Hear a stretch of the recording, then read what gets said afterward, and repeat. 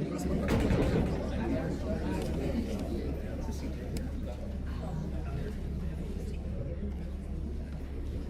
afternoon. I believe this is my fourth town hall meeting / community meeting for District 1 and for the other districts who wish to come out and participate in forum and inform us as well. I'd like to start this a little different. If you can, we'll start with the pledge and then a quick moment of silence. So let's start with the pledge, please. I pledge allegiance to the flag of the United States of America and to the republic for which it stands, one nation, under God, indivisible, with liberty and justice for all. And if you can, just stay standing for a moment of silence for Miss Katrina Barney-Castle and Miss Barbara Higgs. They were both instrumental in our electoral office. They passed away earlier this month. Of course, you know, Miss Barney-Castle was our former general registrar, and Miss Higgs was our secretary of our electoral board.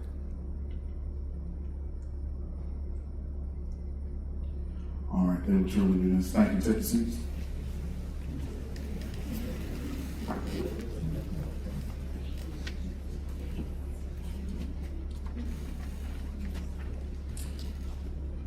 Good evening. All right.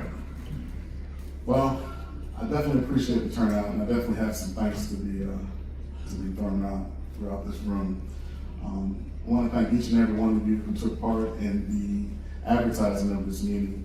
I know it wasn't ideal and rather last minute, and some of you saw the change in location here and there, but we're back where we should have been in this government administration building in our auditorium.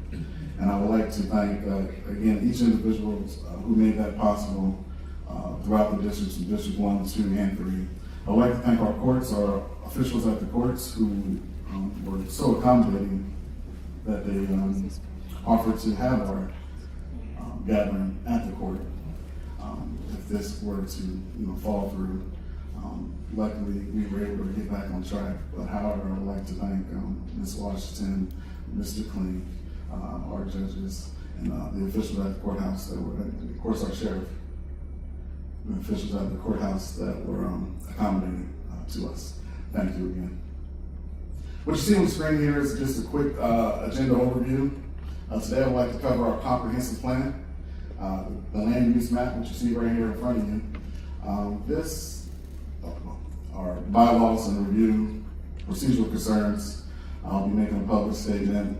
We're going to have community presentations up and county updates, and of course, open the floor through questions, comments, and concern.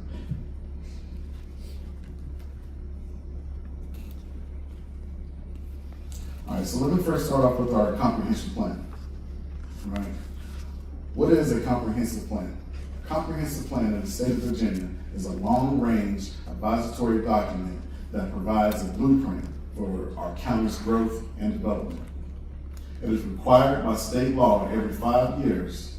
It is a foundational guide for land use, transportation, public services, and again, it must be reviewed every 5 years. Sir, you come in. Sir, gentlemen, you come in now, sir.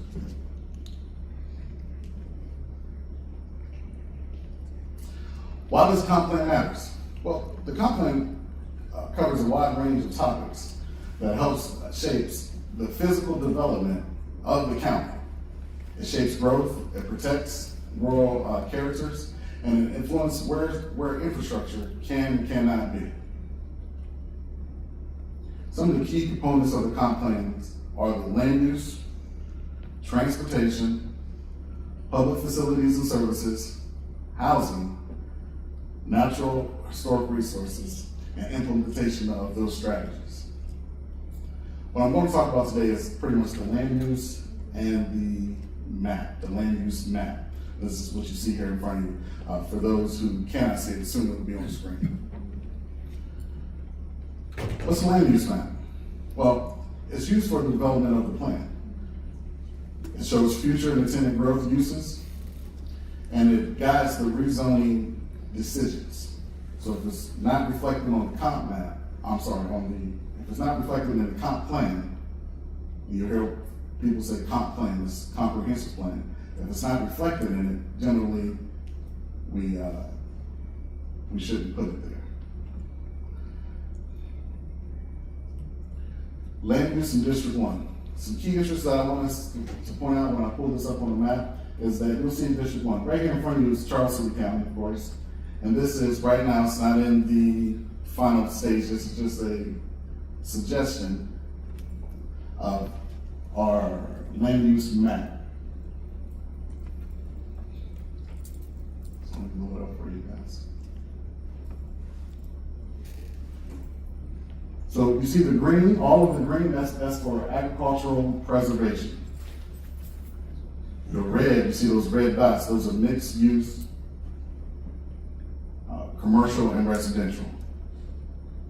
The orange is medium density residential. And that blue is industrial. Now that color that I really don't know, I guess I'll call it olive, this color right here in the middle, this tannish olive color, right? That's for rural preservation.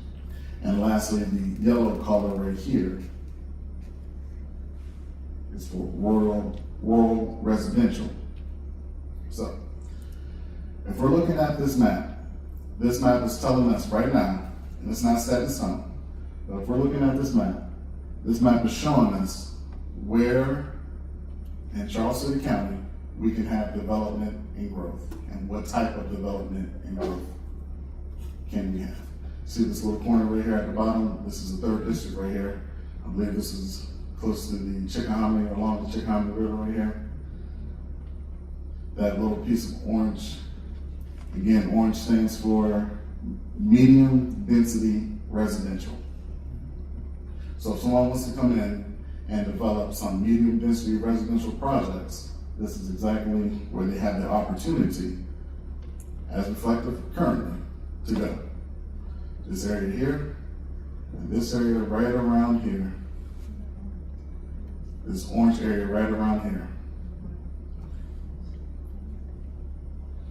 So for commercial and residential, you'll see these pockets. And this is good because I've always agreed to having pockets of amenities here in Charles City County, right? Nothing huge, nothing too big, but just pockets of amenities so at least our seniors don't have to leave the county for their prescription meds, or we don't have to leave the county for our basic necessities like groceries. This area is right here. This is in the Ruthville area. This circle. That's District 3, I believe. So that's where let's say the Glebe and I believe where the post office is in Ruthville. Ruthville Road and Glebe. Thank you, sir. Yeah. So that area right there is designated for growth. And what type of growth is it designated for? Currently, they have it slated for medium. Yep, they have it slated for mixed use, so commercial and residential. So potentially you can get a development where, and they've thrown it around before, where you have commercial at the bottom, residential at the top, or you just have maybe some residential developments like apartment complexes, or senior living, or shopping, restaurants, commercial and residential in that area. This area right here, again, I believe this is the 2nd district and a little bit of the 3rd right here. This is our courthouse area. And it goes all the way up to past the schools. And I believe that intersection is Lot Carey and 155. Mm-hmm. Yes, I'm still around. So Lot Carey and 155 up there in District 2, all the way down here to our courthouse area. And they have that again slated for mixed use for commercial and residential. This area here, this is our Atkins Atkins store area. So that's the Atkins gas station. That's the volunteer firehouse area. That whole intersection right there. They have that slated for mixed use, residential and commercial.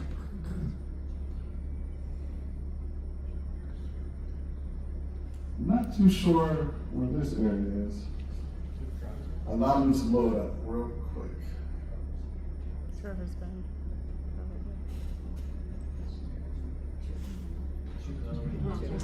Yes, Chicken Hominy. So of course that's where the travel center is, that's where Samaria is, that's where their proposed, daycare is it that later on in the future, that's where that's gonna be. So that's that area right there. And again, this is an area that is marked for development.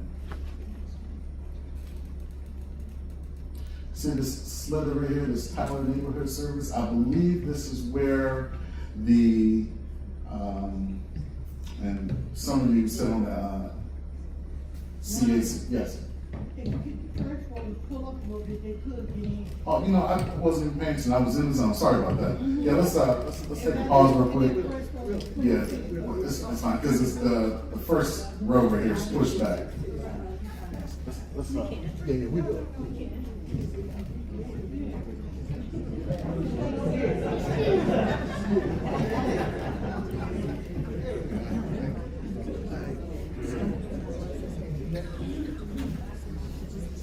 Hey, thank you for that. I mean, these guys tiptoeing in, trying to squeeze in a tight spot. But right there, I believe that's where the food pantry used to be, where the health department currently is. Yes, yeah, that's the area. This right here is our wayside area. That's the gas station, the Dollar General. We go further up the road, 106. You see, this one has a lot of color. We have the whole rainbow in our district. And that's the good thing about it, you know. So we have this half a slither right here of red, mixed use development right here. Now this right here is a point of contention for some folks. Mainly because on this side right here, where my arrow is a cemetery. So what type of development are we priming that's right next to a cemetery? So we just have to be mindful of that. And not to mention, some of you who are looking at this for the first time, right? We have time to give our input. Gary Mitchell and Community Development, we're going to go around and to locations in each district to have these type of meetings where they receive your input of what you feel is best in your community, in your neck of the woods. But as of right now, it's a cemetery right here. At the church. And that's a Union Baptist Church. Yes, in that area. Yeah. All right, this is good right here. This blue area right here, this is in the industrial area. And as you know, right now, because of last year, I think it was like May 2024. Right now, as of May 2024, we did a text amendment that makes data centers by right. Yes. But for right now, it makes data centers by right. And right now, we only have one major data center that's knocking on our door that already put their site plans, and they submitted the site plans, and they submitted their application. They submitted all that stuff in, and that's point one. But however, as it stands, to what's in writing, data centers are by right for industrial. This whole blue area is industrial. And what's next to this industrial area? Orange. Right, and that is medium density residential.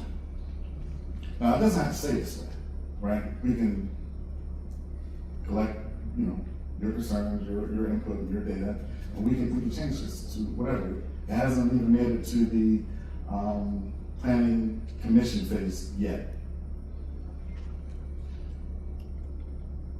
But I would propose that we do not put medium density residential next to industrial. And because it's industrial, sometimes I say next to data centers. Because as long as industrial is by right, there's always going to be a possibility that a data center could come and set up shop. So it just wouldn't be wise to have it next to industrial. Now we put a sliver of green in there in between, a nice little buffer. We can totally remove that. You know, it's really up to us. This is our, as citizens, our comprehensive plan.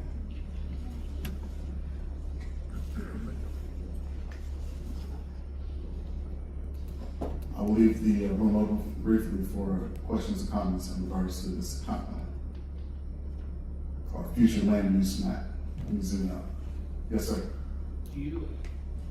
Where approximately does zone 1 end to the Williamsburg, the east side? So is all that orange in zone 1 or? Most? Yeah, now when you say zone 1, you're referring to District 1? District 1, I'm sorry. Okay. It's going to go, let me show you. District 1 is going to go to the Henrico County line. Yep. That's over here. On the east. Yep, all the way to 609, that's right here. All right. And 609 is Barnett's Road, and I use that as a guide, right? So District 1, if you're in the building tonight, your district is from the Henrico County line all the way to 609, right? District 2 also starts on 609 all the way to 155 Courthouse Road, and then of course District 3 155 all the way to the James City County line. I got a question, sir. Yes, sir. I heard you said something about the amenities or something for the seniors. Y'all had a plan on that? No, we didn't. Or maybe I misunderstood, but I thought you said something about having stuff like drugstores. Well, I'm just the way I'm interpreting it, like a Yes, sir. drugstore, grocery store. Yes, sir. Something coming to the county. Yes, sir. Now- Those are the possibilities. Right, but where would it, I didn't. They can only go, right, so according to this map, they can only go in the red. You see those red areas? You're in there. Yeah, all the red areas. So 106 would be one of the red areas? 106 currently has 3 red areas that it could have commercial and residential development. Okay, now, let me ask you this. Yes, sir. Now, some years ago, I think it was Food Line was asked to come in and be put on 106. And Food Line rejected the case because they said it didn't have enough Enough traffic. traffic, correct. So what now would change that, if anything? Nothing would change Food Lines or that corporation study, right? So that would be best way to put like a big box business, Food Line, and they're not really a big box business, but Yeah. right. So nothing would change that because our population is still what it is But it would still have a certain amount of traffic on that road. for that particular company, for that particular development, right? Right. And to be honest, maybe we don't want a Food Line in the county. We want groceries. Yeah. But maybe not a Food Well, I Line. would just use the Food Line as an example. Yes, sir, absolutely, absolutely. And a perfect example to put in mind would be Hopewell, Virginia. Mhm. They have a marketplace that's called a grocery store. It's called Randolph's, and it's a mom and pop operation that's been in business for years. Those type of businesses will be ideal for Charles City County, and it would be extremely ideal for Charles City County to support those businesses via grants and opportunities. Yes, sir. Yes, ma'am. Ms. Dillon? So, I'm getting ready to ask a question. The by right use in industrial zone areas for data centers was, put into our code, about 2 years ago, I think, right? It was modified, put in there. Yeah, it was modified last year. Huh? It was amended last year It was amended last year, okay. through a text amendment. Yes. Right, how do we go about getting that change back? Because having it by right in industrially zoned areas means that the citizens actually don't have any say on how many data centers we get in this county. And quite frankly, you know, I've been asking the board of supervisors and the planning, commission,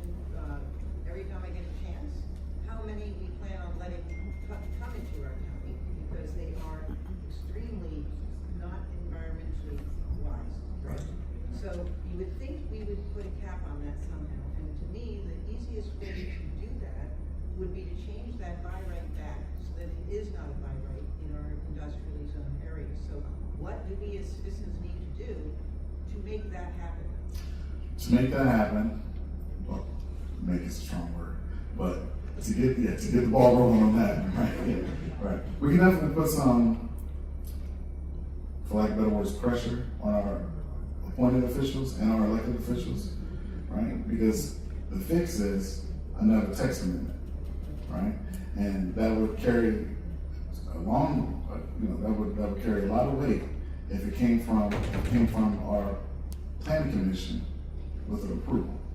And they'll send that up to the board of supervisors, and we can make that adjustment. So how do we strongly encourage? Let's see, the planning commission to even take that up as a topic, because I have asked them about it and gotten no response.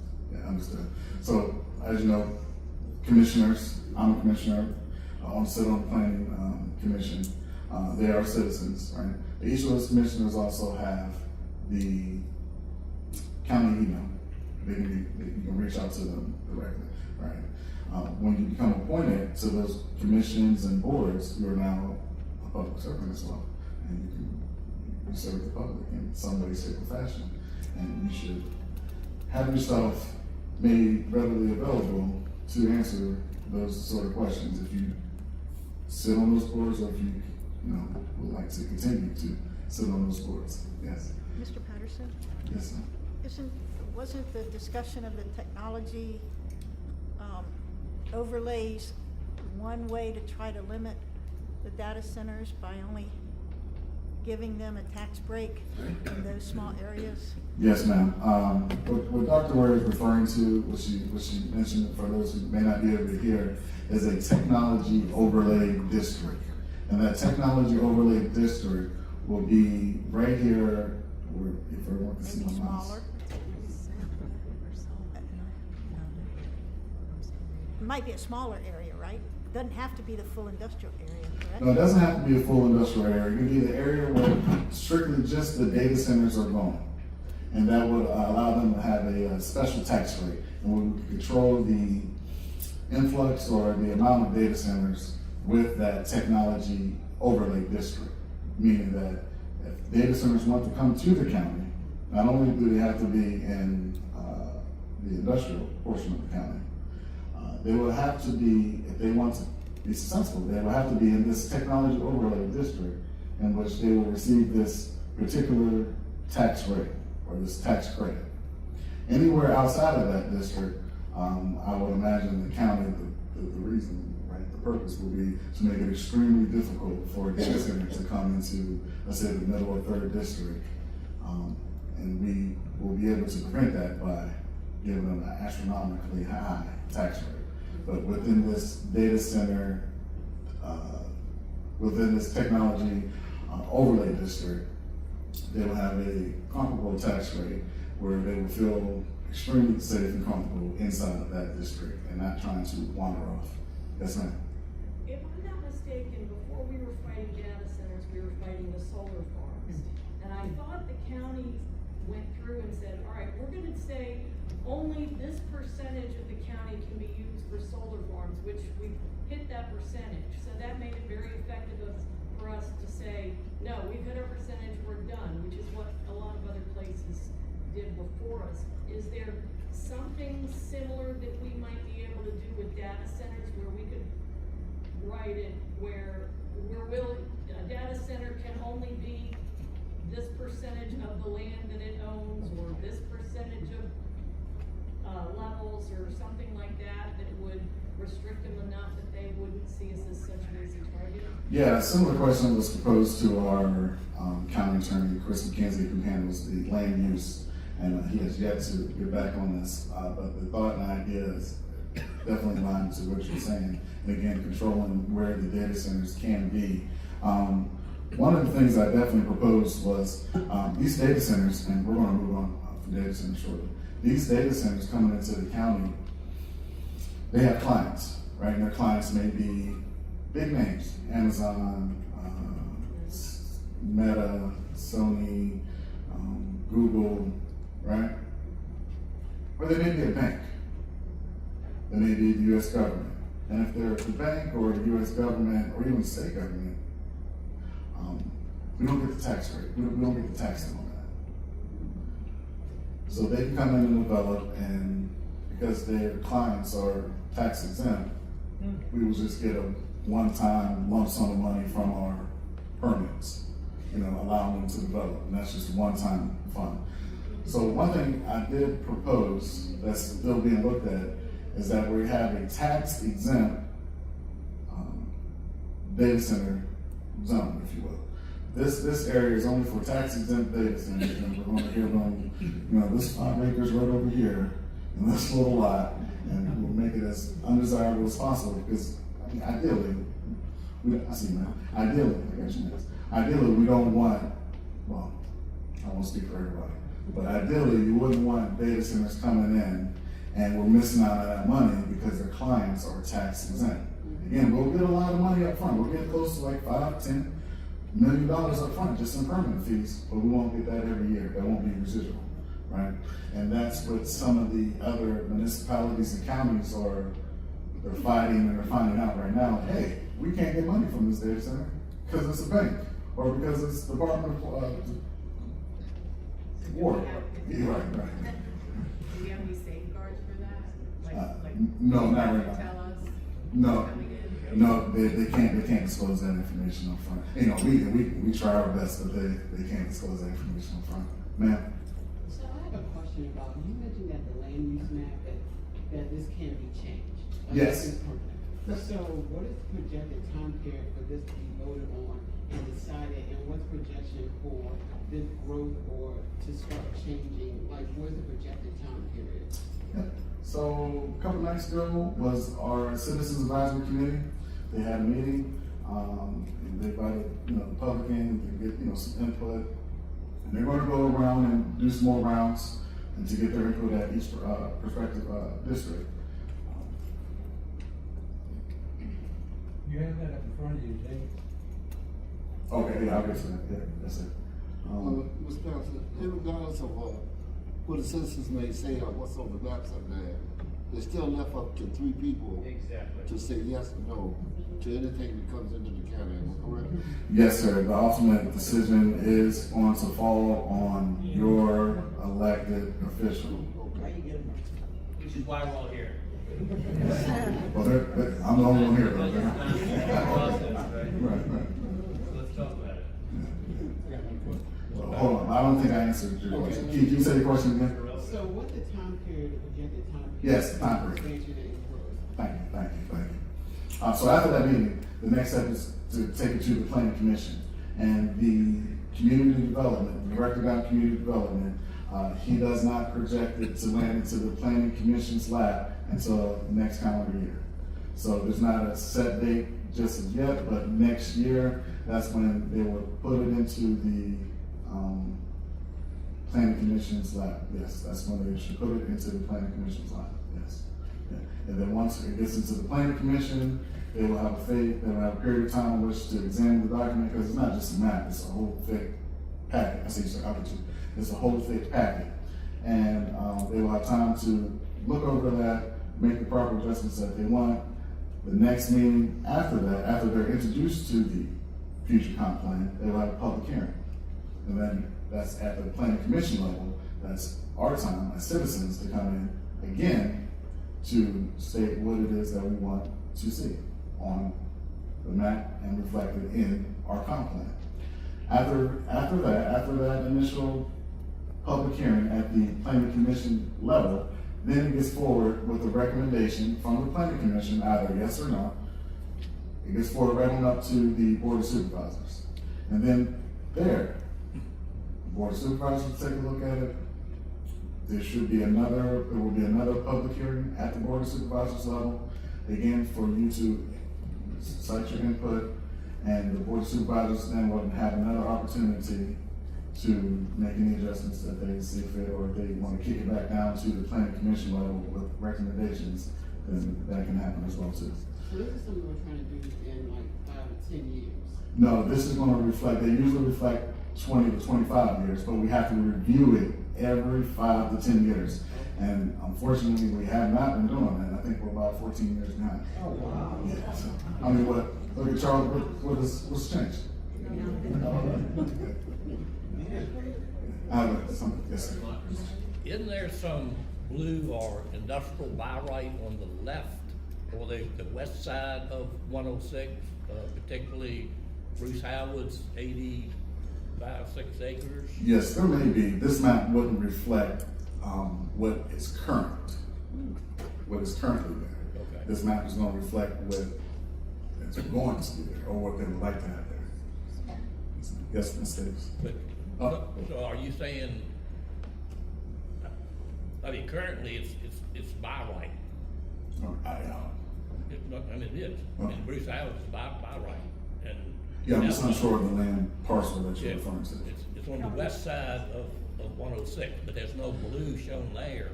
That's why I guess my question is, if Okay. it's already. Yeah. By Yep, if it's already zoned for lack of better This map words, should show it. grandfathered in. It should show it. Is something to bring up? Is Yes, it sir. in the red area? Thank you. Yes, sir. Ms. Davis? The next 3 community meetings for the Citizens Advisory Committee to go over this are December 6th, 11th, and 20th.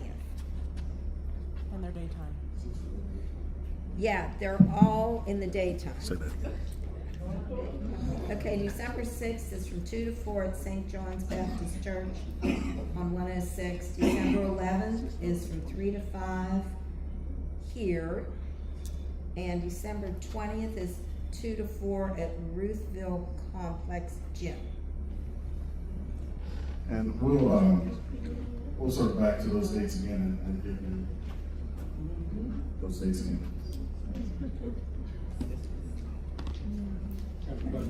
Yes, sir.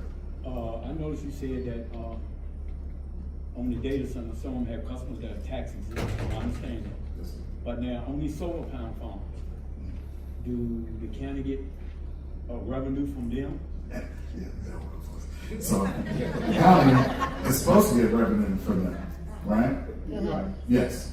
I personally cannot verify if the county is receiving revenue from them or has ever received revenue from the solar farm. Okay, and one other thing. Now, I'm not that familiar with it, but I was told that the solar panel farms are only good for 10 years. Okay. I don't know if you know anything about it or not, but my question is, if it is 10 years, and then they take the panels off, who is responsible for fixing the land back like it was, them or the county? Right. That is up for debate, right? And I believe at the last meeting, we had a former county official come to the podium and was stating those claims in regards to the, I forget how you worded it. So, insurance or? Surety bonds, that's it, thank you. In regards to the surety bonds, and that question is on the table, who's gonna clean up this mess? They do have decommissioning processes, but to my understanding, there's poles that are deep in the ground that once they're in the ground past a certain feed, the solar company is gonna leave them there. Right. So if we want to move them, then it's gonna be up to the county to remove them. Well, let me ask you this. I don't know who negotiated the contract with them, Okay. but shouldn't that have been in the negotiating contract? Yes, absolutely. It should have not been overlooked. Well, to me, it looks like y'all just see a thing, say we can make some money, we don't follow through. I'm not singling you out, don't get me wrong. No, I understand. I'm just speaking the way I feel. Yes, sir. Y'all look at a situation and said, we can make X number of dollars off of this. We don't read the fine print, as a lot of us don't. And here we get stuck. Yeah, and that probably was the case. They probably made X number of dollars, again, right up front, through the permits, the land disturbance permits and the application fees. And then later on, are we We We're not- stuck. Yeah, we're not thinking ahead. Yeah, Right. right. Any other questions pertaining to the comp plan and the land use map? But Yes, you ma'am. you can't tell us in documentation how much money the county is making. From From the the solar. solar farm, no, I cannot. That doesn't mean I didn't ask or require. I just have not received that information. Yeah. But shouldn't you have that information? Absolutely. I should definitely have that information. Yes, I should have that information. Yes, ma'am. Ms. Harris. Is it possible for us as citizens to do a FOIA request? Each individual do a FOIA request and ask for that information. What's the point of it? Yeah, Freedom of Information Act, you can definitely do that. There's nothing. Why is it being withheld? From you. Yeah, for me, that's what it is. I could answer that question, sir. Yeah. However, I'm gonna take these last two questions on these comments. Yes, sir. I'd recommend the next meeting that they show the existing comp plan, because there are some changes from what the existing was, as far as having District 3, there's a couple small areas. Yes, that's a very good idea. The gentleman here suggested that at the next meeting, the next comprehensive plan meeting, that this should show the existing, the existing comp plan so we can see the changes. Yes, because the Citizens Advisory Committee, they did a great job in putting this together. There was a question on that. Mr. Plaza. The request has been stated. If anybody can show me in the ordinances where lot sizes are throughout the county, I'll scour them a little bit. I can't find them, so I can sort of get that direction. But if I'm not mistaken, and we had this discussion the other night, and I did some further research, talking to you people, we can put 30-acre lots anywhere in the county. It's not restricted to that, and the yellow 1-acre lots, we can put that anywhere in the county, not restricted unless we have an ordinance change.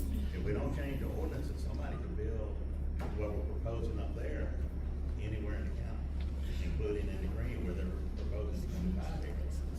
Right. So, just because it says this, doesn't mean somebody can't come in and build what they want to. What we need to do, if we're going to propose something of this nature, which I don't agree with, I will say that, but, hey, George Rivers. But if we're gonna propose something like this, we've got to get on the band with the ordinances and zoning, and we need to have some zoning changes, and we need to have to really dig deep into our ordinances to even make this happen. Yeah, absolutely. And to your point, we are behind the ball when it comes to our ordinances being updated. Yes. Last question over here. Oh, wait. Mrs. Carter, you had something? Yeah, don't y'all shoot me.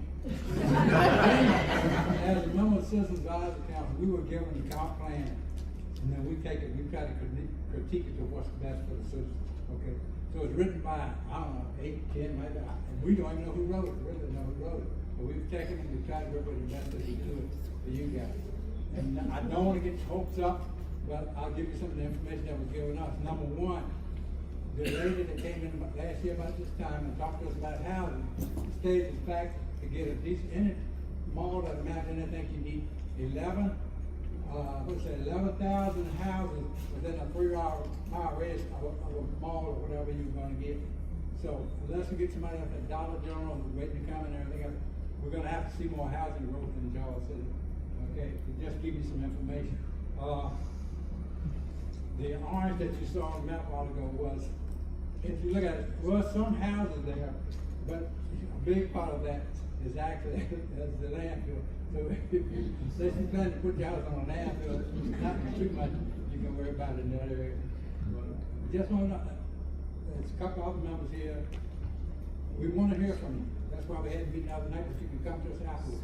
Give us your ideas, tell us what you like, what you don't like. It's online. 250, I think 52 pages, 53 pages. I've read it 7 times, okay? Every time I get it, it's changing. And I say I'm 2 copies to read it over again and see what's changing this one to this one. So know that we are working hard. We want to hear from you. Because this is Charles City's comp plan, not the 67 people on the Citizens Advisory Council. Thank you. Mr.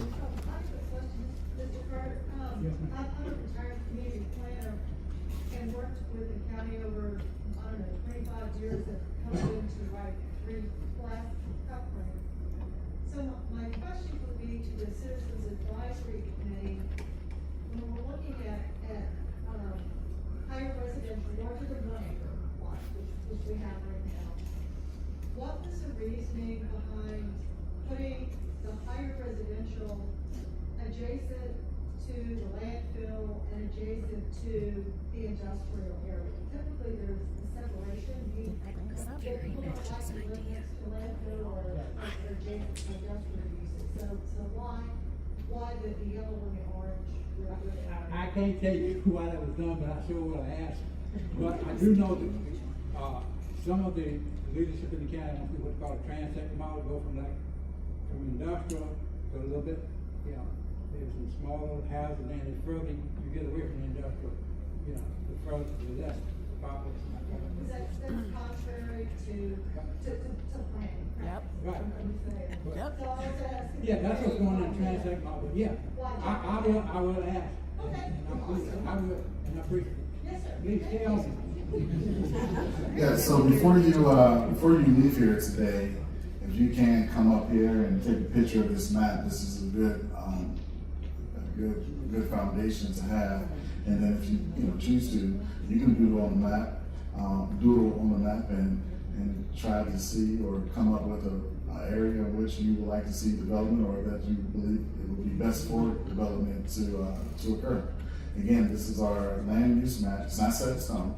It's our land use map. It gets reviewed every 5 years, which means that we could potentially change it every 5 years if need be. One more thing. Yes, sir. All this is online, under the county, under the county, under the community development, the whole comp plan, all these gaps and everything. See, 2025 to 2040, the comp plan, it's online, all 250 some pages. So if you have access to it, you can view it online. All right, and to that, I'm going to go ahead and make these announcements, and I'll make it again at the end of this meeting. In regards to the comp plan and our Citizens Advisory Committee, December 6th, from 2 to 4 p.m. at St. John's Baptist Church, that's District 1. The Citizens Advisory Committee will hold an open house to review and receive comments on the proposed comprehensive plan. So December 6th for District 1, St. John's Baptist Church. On December 11th, from 3 to 5 p.m. at the County Administration Building, it's here in the auditorium. They will hold another Citizens Advisory Committee meeting for the comprehensive plan. That is 3 p.m. to 5 p.m. And that's for our citizens in the second district. We're in the second district. Does that mean that you can't go to a meeting if you're not? You go to, there is nothing prohibiting a citizen to go to a public meeting. Yes, ma'am. You go to any meeting, any district. And finally, on December 20th, from 2 p.m. to 4 p.m. at the Ruthville Complex Gym,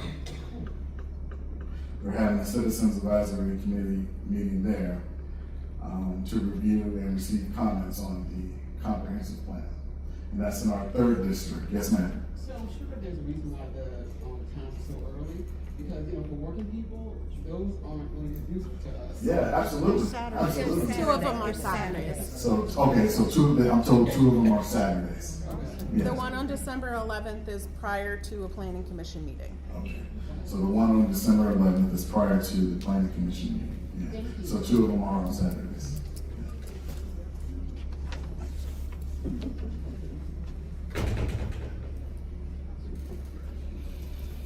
And then, so the plan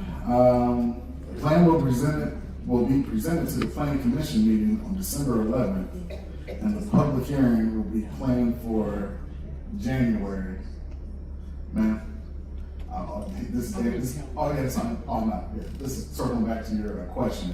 The public hearing will be planned to meet in January of 26 in regards to our comprehensive plan.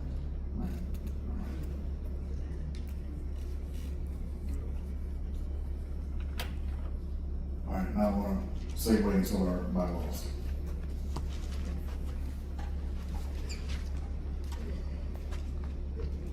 Those of you who are familiar with our bylaws, there are some that may not be familiar with our bylaws, so I'm not going to go through all of our bylaws tonight. It's on 7 pages now. I'm not going to go through all of our bylaws tonight. However, I'm going to cover a couple things that are important, right? What are bylaws, why they are important, and where can we find them, right? And the bylaws I'm referring to are your Board of Supervisors bylaws, Charles City County's Board of Supervisors bylaws. Board of Supervisors bylaws in Virginia are vital because they establish internal operating procedures and rules for conducting county business in an efficient, transparent, and legal manner. They serve as the framework for effective local governance, ensuring fairness and accountability in the decision-making process. Now, no, it's not a joke. And we're supposed to follow them. And these are the bylaws. Mr. Patterson. So, yes, ma'am. They have no teeth. What does one do? So they do have teeth. They just have to be enforced. And how does one enforce them? Make a stand and you enforce them. Yeah. So hopefully we'll see how to enforce them on Tuesday night. We'll see how to enforce some bylaws. But right now we're gonna find out where can we find the bylaws. And you can always find our bylaws on our county website, charlescityva.us. And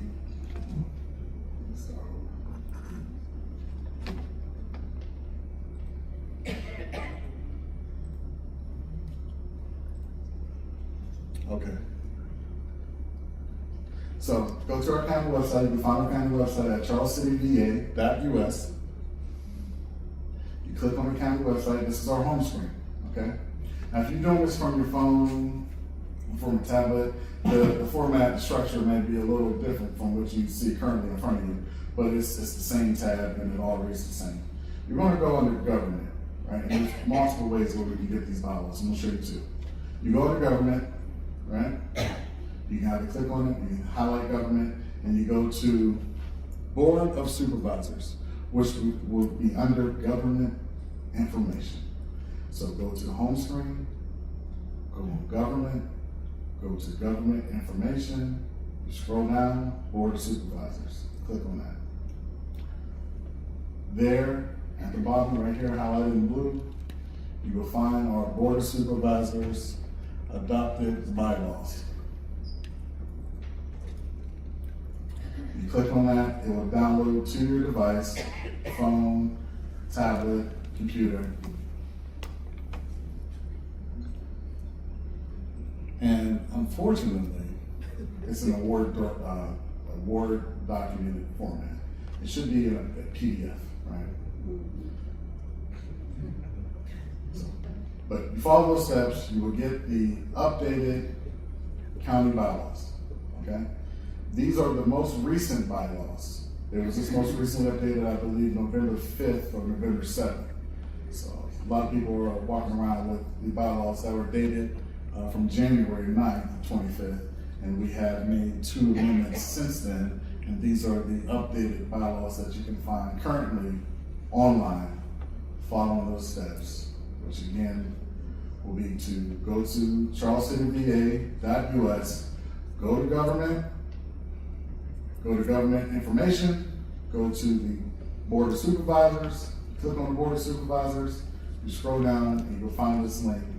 You click on that link and it will automatically download onto your device. The second way we can find the bylaws, again, you see our website, you see some of the colors, and you see sometimes it's really frustrating for folks, and I know sometimes it's frustrating for me to find certain things on this website, right? It's not totally user-friendly, but we're gonna get through it, we're gonna walk through it. As you see up here at the top, this is the search bar.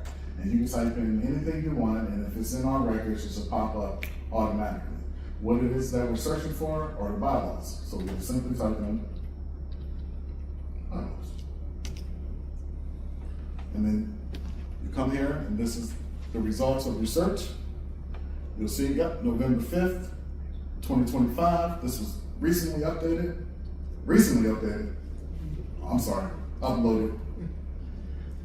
Bylaws for Board of Supervisors 2025 adopted and amended copy. You click on that, it's going to get you the same thing. It's going to shoot it up to your device. It's going to upload it to your device. You click and you search for the Word document.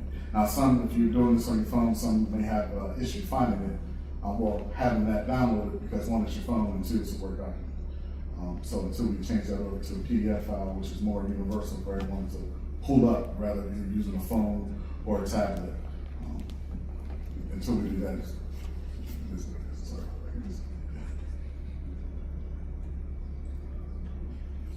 All right, let's get back to the slide.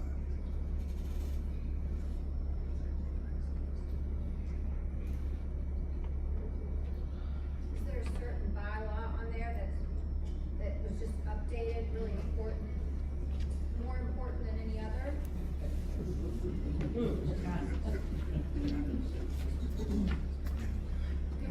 I'm not going to say anything smart. But no, I will tell you ones that are just recently, and they're not,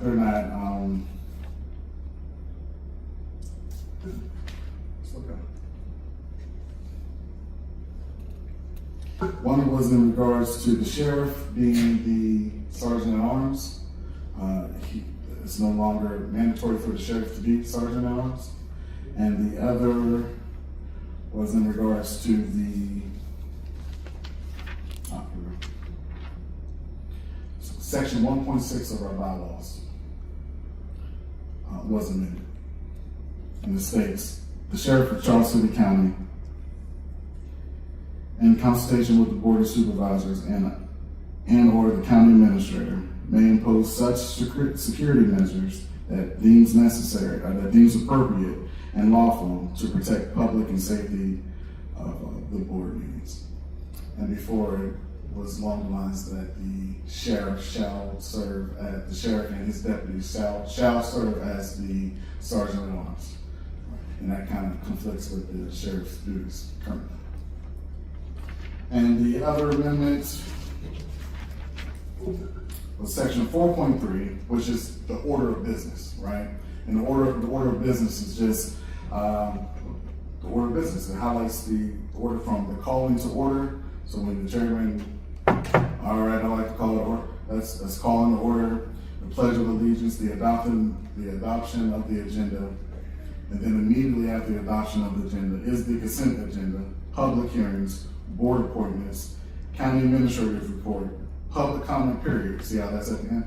Public comment period, and board director's comments and adjournment. Right? This is in our bylaws. So our bylaws, what I just read out, state that we should have public comment period at the end, not at the beginning. So I would just like for us, at minimum, if we can just meet where the codes and the bylaws are, then we can squash the political rhetoric or the political games or the drama that's floating around. If we can just stick to the bylaws and the code, starting out at that level, there's a lot that we can do. I mean, it's just sticking to the codes and the bylaws, right? Yes, ma'am.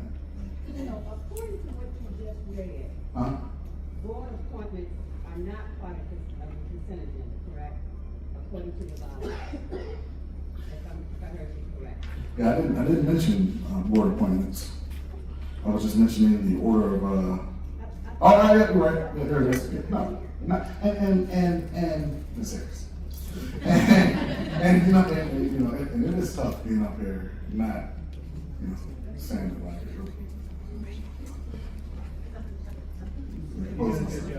yeah, thank you. But Ms. Harris, if you recall, we have never put board appointments on a consent agenda.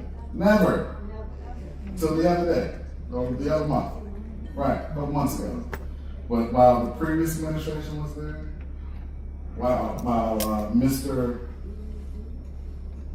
Smith, Mr. Black, Mr. Cota was up here, even when Mr. Miles and Ms. Bowman were up here, we've never done that. And all of a sudden they did it. I don't want to say I wonder why. Yeah, a quick question. Hold on. Yes, sir. There's a story to be told. I've been here a long time. Yes, sir. I was part of the planning commission.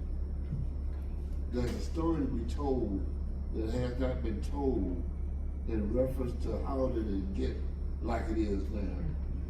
So until you find out the rest of the story, you'll understand why it's like it is. And it's not for me to divulge all of the information, but I think that you can find out. Yes, sir. Absolutely. Enlighten us. We'd like to know. We're not going to get to the bottom of that tonight. Yeah, one more. Yes, ma'am. Is there an organization called VACO, that Board of Supervisors in Virginia, all of the different Board of Supervisors, the VACO organization, that's who the boards of supervisors are accountable to? Or is there, if it's not VACO, who? Yeah, it's not necessarily accountable, but there is VACO, and that's the Virginia Association of Counties, right? And that's just an association of counties, all the counties, all but one county, and that's Gucci County has nothing to do with us. But all but one county is part of VACO, Virginia Association of Counties. And what VACO, what they do is offer resources and training, certified training, to our board, our county officials, our elected officers, to efficiently, how do you say this right? Efficiently. Thank you. Run the government. When it's not happening, what is your recourse? What if it's not happening? Right, and this is what leaves most folks a little perplexed and perturbed, is because typically the buck stops at the Board of Supervisors. The Board of Supervisors has an immense amount of authority, right? Currently, what you are witnessing and experiencing is the Board of Supervisors that's not using their authority to kind of, squash most of our troubles. So we're just simply just not using that authority that we have. So, hope that answers your question. So we can't do anything? No. I'm not saying that we can't do anything, because certain measures are already being taken by citizens to enforce the policies. Because as citizens, we would like to see the Board of Supervisors following the bylaws and the other laws that are out there. Yes. As citizens, it is your job to have that communication to your district supervisor, to guide that district supervisor so that district representative can represent you.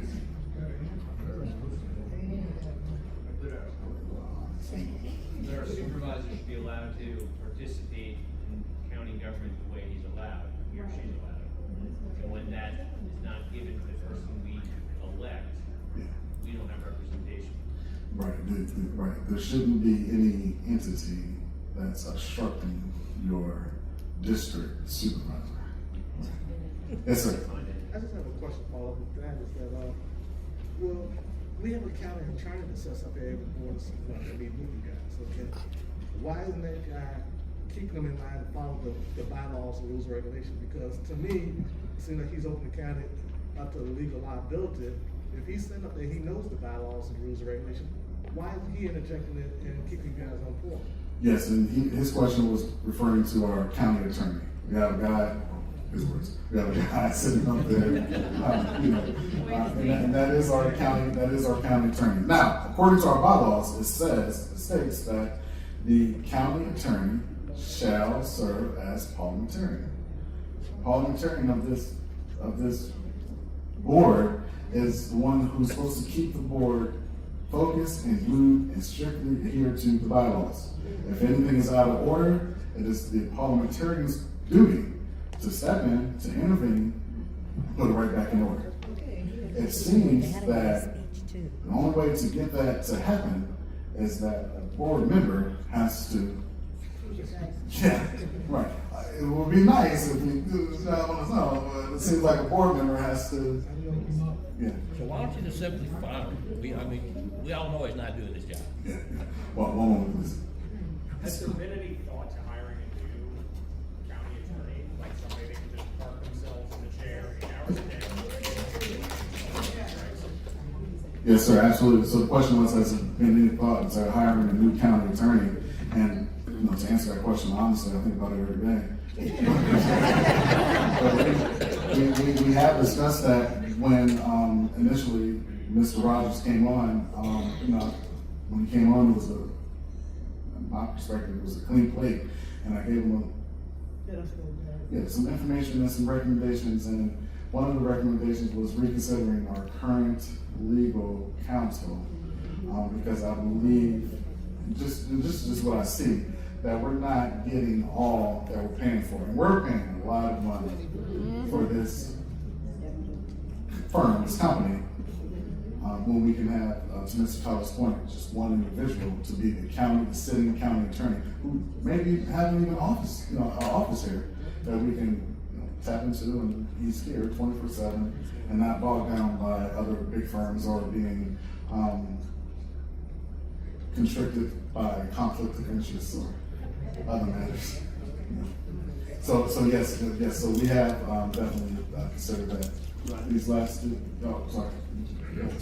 Yeah, just quickly along those lines, I'm on the landfill advisory committee as soon, Mr. Schoen, hopefully. But we learned just a couple of years ago, in the midst of trying to sort through some very large obligations that Waste Management might have to the county for unpaid monies due to the county, that the county attorney has a conflict of interest and can't assist or represent or advise the county in connection with anything having to do with waste management. Yes, and that is being addressed at the next Board of Supervisors meeting this Tuesday. I don't know if the agenda is out. Is the agenda out? Yes, it's out. So you see that's being addressed It's Randy Brutal. in the consent agenda.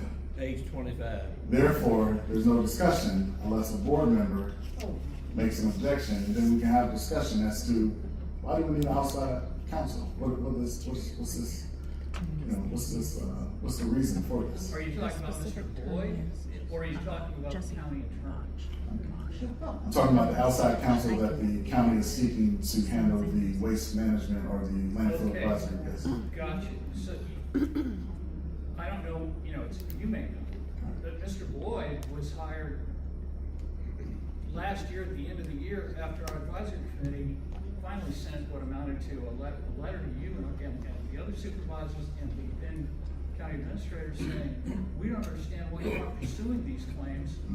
And the next day, Mr. Coda, as I understand it, said he was going to pursue asking Mr. Boyd to pursue the matter. Mr. Boyd did, and recovered $1,300,000 from the county within a couple of months. Yeah, and we still have more to recover. Yeah, and my point in all of this is saying if anybody wishes to know why Mr. Boyd might be better than an attorney who has a conflict of interest and can't even talk to Waste Management, but it might be good to get Mr. Boyd to go ahead and pursue the other millions of dollars of claims that the county's been sitting on for years that we asked them to pursue.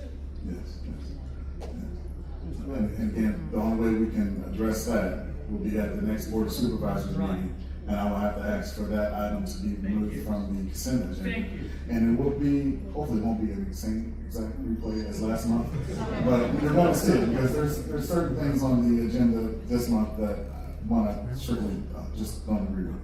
But we're gonna move forward real quick. And Steve, with some of the procedural concerns, I wanna go through it, very briefly. 1.4.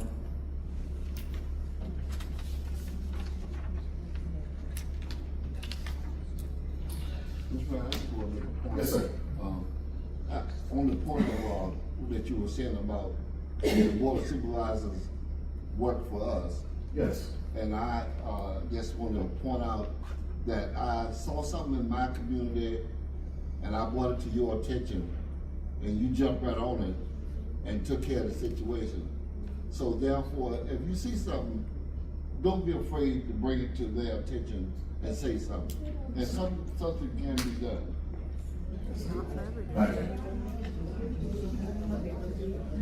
So we're gonna go this real brief. 1.4 from last meeting, right? There was things that was left over that needs to be carried over into this month's board meeting, right? Essentially, to be under old business. But some of these violations, 1.4.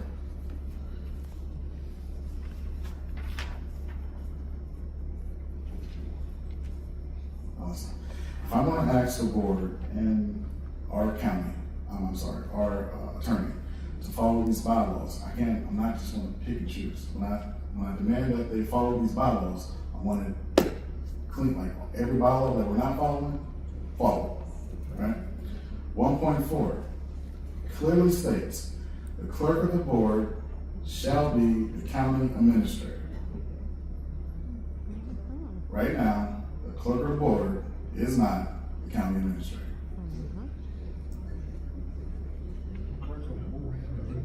1.5. 1.5. The county attorney shall serve as parliamentarian for the board. And this wasn't necessarily a violation as much as more of a failure. He didn't do a good job. So I definitely want to point that out. That I need the parliamentarian to step in and do a better job. And I'm going to stress that on Tuesday as well too. 3.7.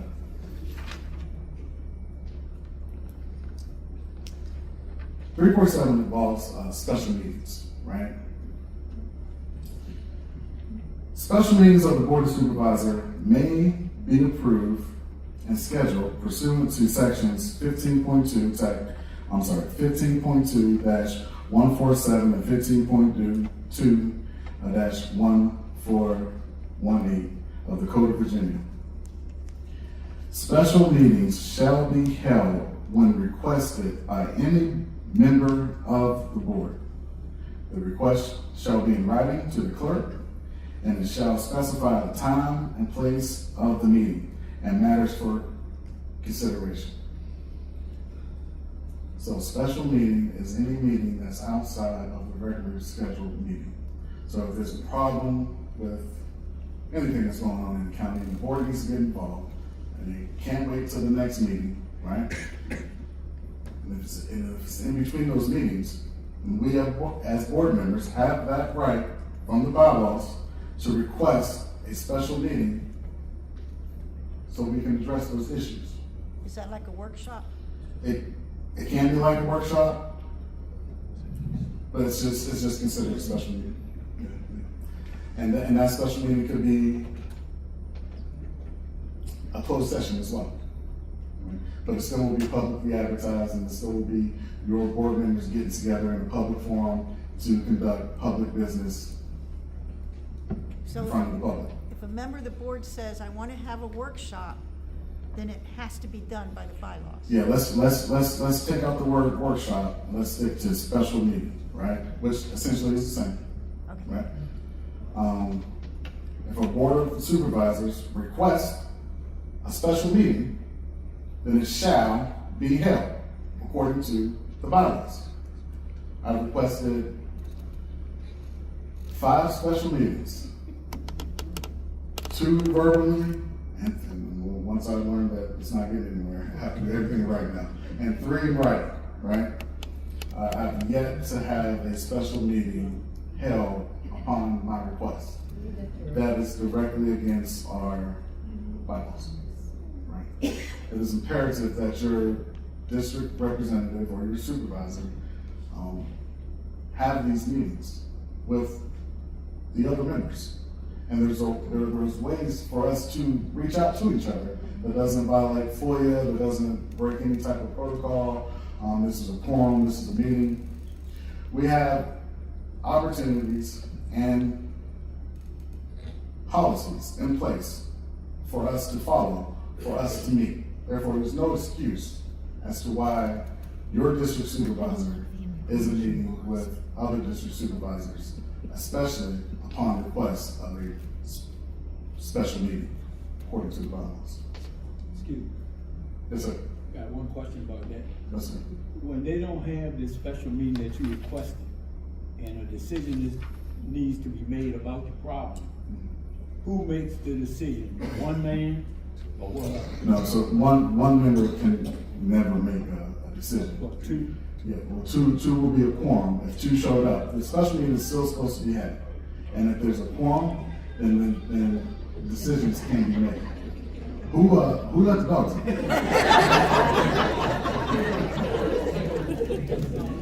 But a decision cannot be made by one board member. Well, what I don't understand is, if you request a meeting,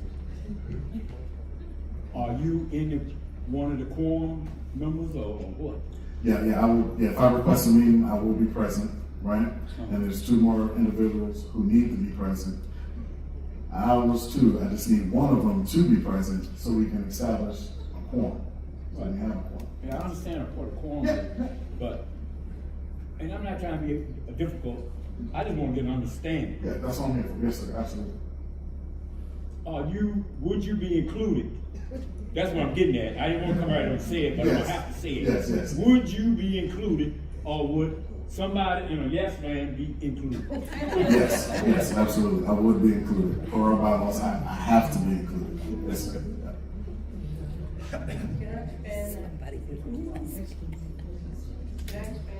Yes, Ms. Cook.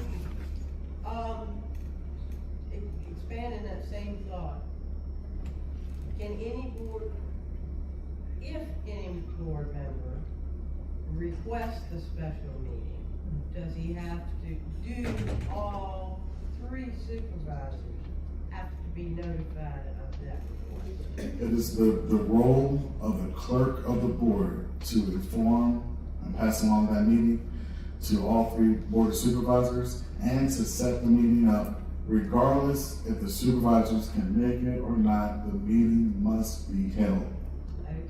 Okay. At the time of the meeting, time of call to order, we take the roll call, who's there. We're still supposed to have a meeting. Follow-up question, Yes, ma'am. and you can take a fifth. Has that been violated somewhere along the way? Absolutely. Thank you. I have a question. What's the sanction if this other supervisors violate your bylaws? Is there any legal action you can take to make them follow the laws that you all signed off on? We're currently. Does it take a court action? It may very well could. We're currently looking at those options as well. And again, this is, this. I don't say it's unprecedented, but this is unbelievable. Moving along real quick. 4.2 states any member of the board or constitutional officer may have an item of business included to the agenda, provided it is received less than 7 working days before the date of Board of Supervisors meeting. Provided, however, this does not prevent the county administrator or board members at their discretion to have items included which are received after the cutoff date. So, board members, constitutional officers. Let me make that last one real quick. Board members and constitutional officers can add items to the agenda as long as it's within the 7 days before the actual meeting. Board members and county administrator, at their discretion, can include items after the cutoff date. Without a vote.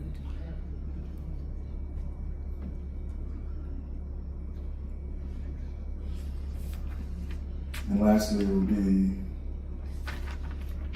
4-7, which gave me major problems, major heartburn. The consent agenda. The consent agenda is that which contains items that do not warrant discussion or debate beyond simple clarification, right? And I did engage in last month in council to have him further elaborate what consent agenda is.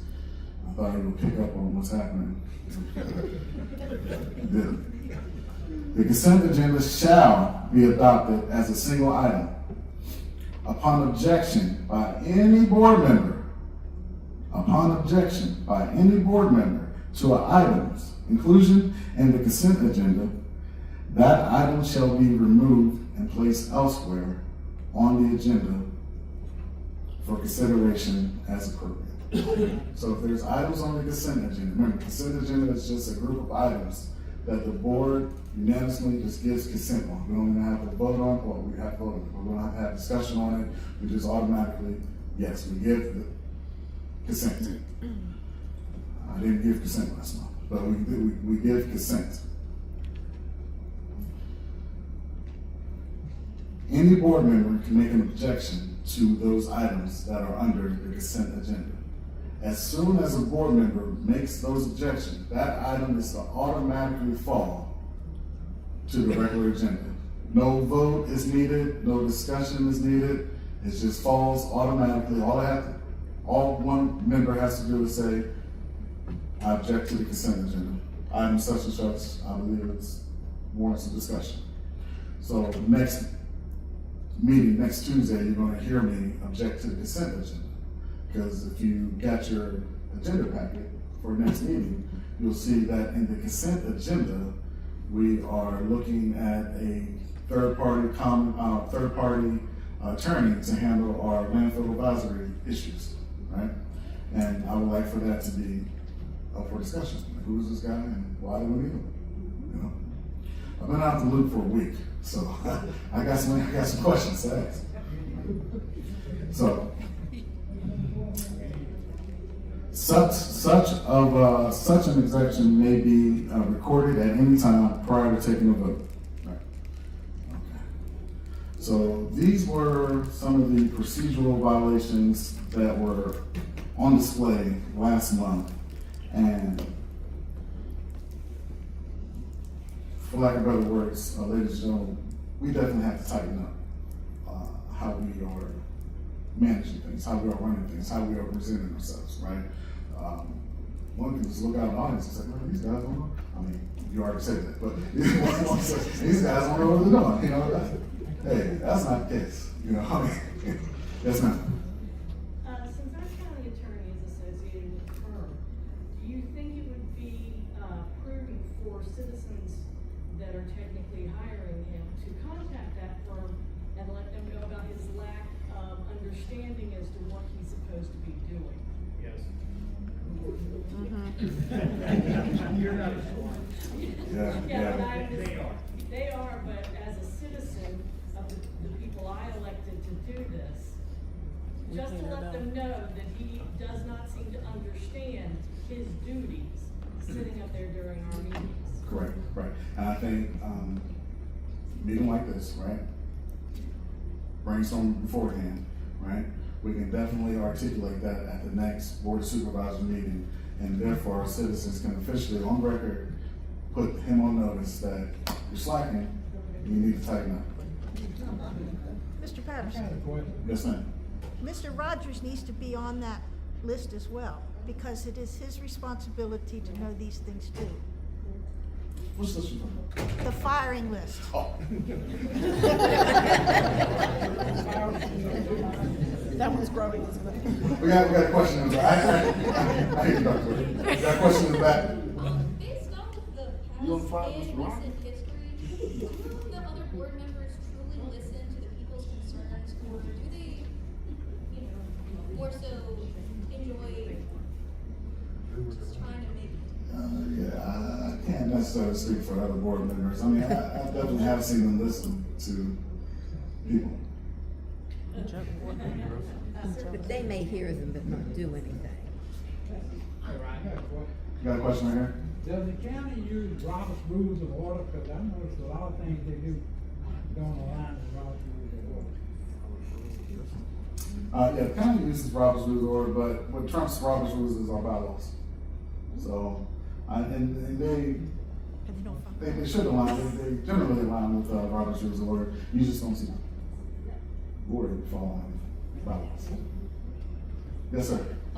These bylaws, have you discussed this as you do it now with the other two board members? Yes, sir. Not only have I discussed it, I sent official memorandums to the clerk of the board to disseminate to the rest of the board members. I've sent notice to memorandums to our county attorney and our and Mr. Rogers, our county administrator. Yes, sir. But I definitely have took the proper channels and made correspondence and had everything documented. Now I have to document everything now. Yes, sir. Did you get any response from those? No, not in regards to, yes, actually I did. Yes. I got a response, and that response, at the end of the Board of Supervisors meeting next Tuesday, we will have a closed session to discuss our bylaws and the procedural concerns. Yes, sir. Wasn't there also an issue with how the voting, asking for a second on the motions, wasn't that a violation of procedures? Yes, I didn't list that in the violations. Apparently, according to our bylaws, we don't need a second when we are making motions. It's not required. Is discussing the bylaws something that's, should be in closed session? That I'm not too sure. And I'm gonna right. And so on Tuesday, I want to clarify that, and hopefully it's just not a chance to beat me up in the back. But yeah, I'm going to clarify that as well. Because it's not listed as one of the things. Let's say why they need to do it the back of the Okay. So maybe we can have them announce why they need to do it before we go to the back room? Yes. Right. Yes.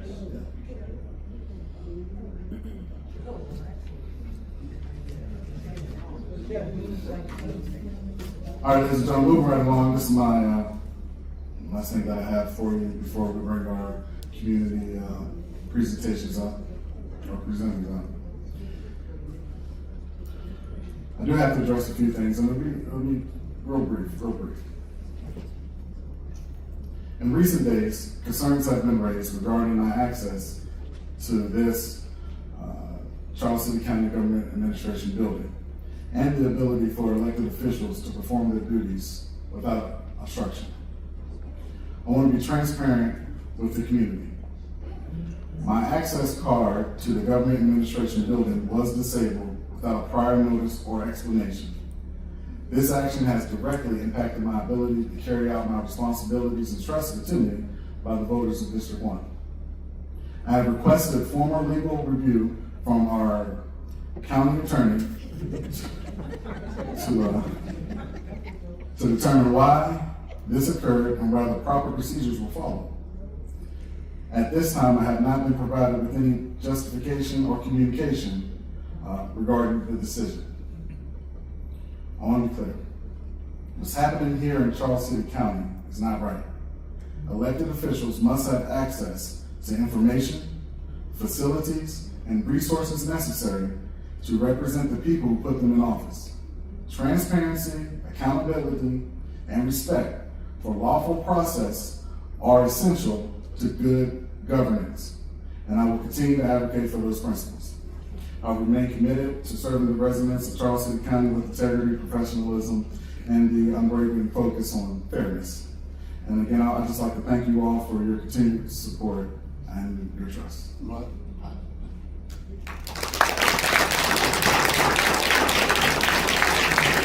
Thank you.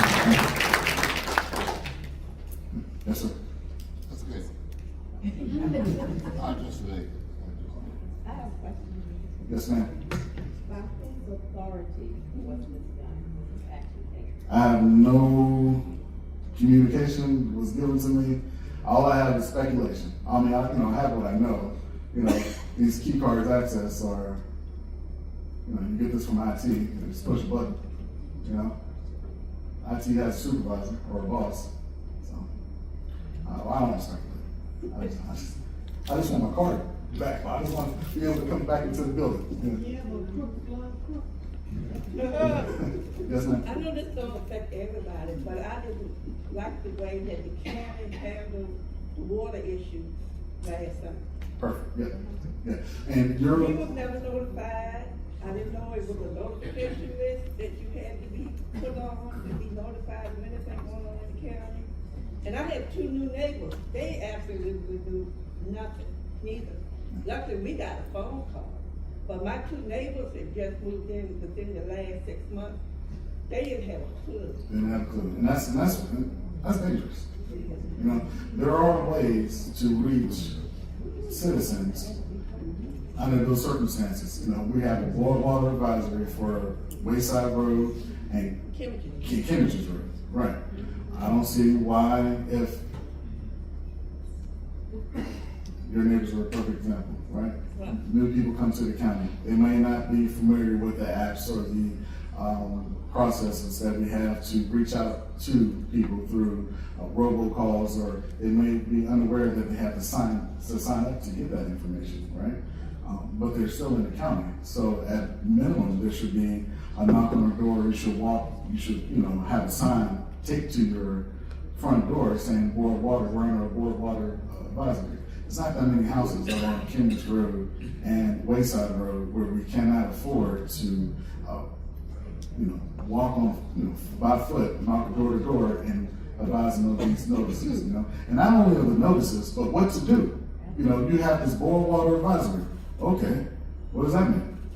I have to boil my water in order to drink it. I got to boil my water to take a bath. I just got boiled water to do what? What about my ice? No one's given proper guidance. Even though it was something posted on Facebook, but it's older people Yes, ma'am. in that community that don't even use Facebook.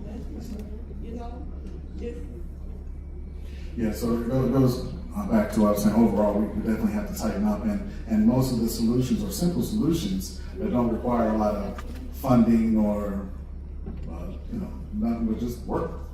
You just got to go door to door and let the people know you're on the board water advisory and this is what it means. Any other questions before I get the some presentations? So, Just real quick, one, thank you for all you're doing. I think it's embarrassing and disturbing what's going on in the county. Thank you for acting perfectly. But if Tuesday's meeting doesn't turn out the way you like or what's in accordance with bylaws, I would encourage you to have aggressive and quick action to aggressively check the activity and behavior that's going on. absolutely. Ma'am? Before we get to the presentation, and this two are related. Our public facilities in the county, today, I think Market 5 is having free food and all of that. Is that building down there where the restrooms are accessible to persons with a wheelchair bag? And if not, the county is in violation of the federal law. And I said that time and time again. Okay, I'm gonna meet you. I was down there to check that out, week before last. All the areas that I went to down there was accessible. Okay, what's the width of the entrance door? 36. Okay. Outstanding.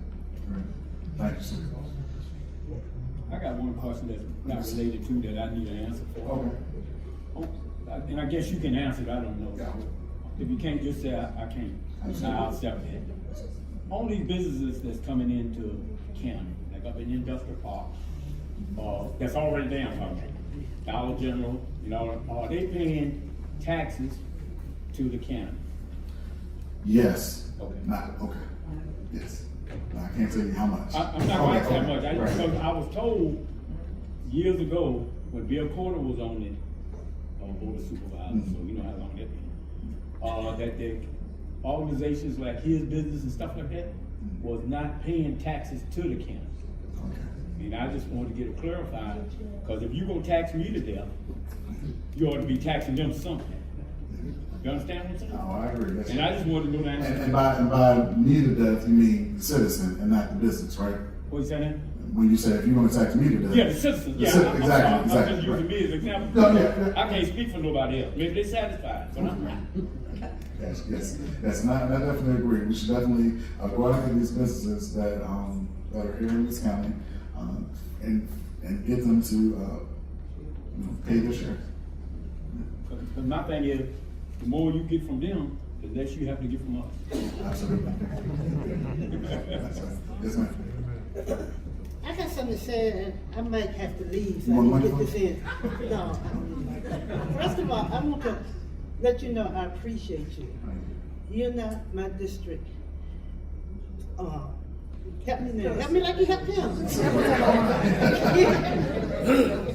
But I appreciate all you do, and I cannot express how heart-wrenching it was when I heard how you were treated. The only one that stands up to try to help all our districts, they do that. You know, sometimes you get to the point, people make you say what you don't want to say. Mr. Rogers, when they first appointed him,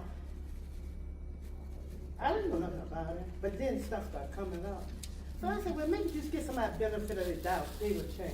He need to go right on back where he comes from, because I'm telling you, that's what he's used to doing. So have no respect. What in the world would you have done, or what questions that they didn't want to answer, or what was you gonna find out for them to call the law, take your key? And then you got Atkins and Hill. Where are they? They got people here that's from their district and they're not here. They should be able to hear all of us. They don't care. You know, it's wrong, and we're not gonna stand for it.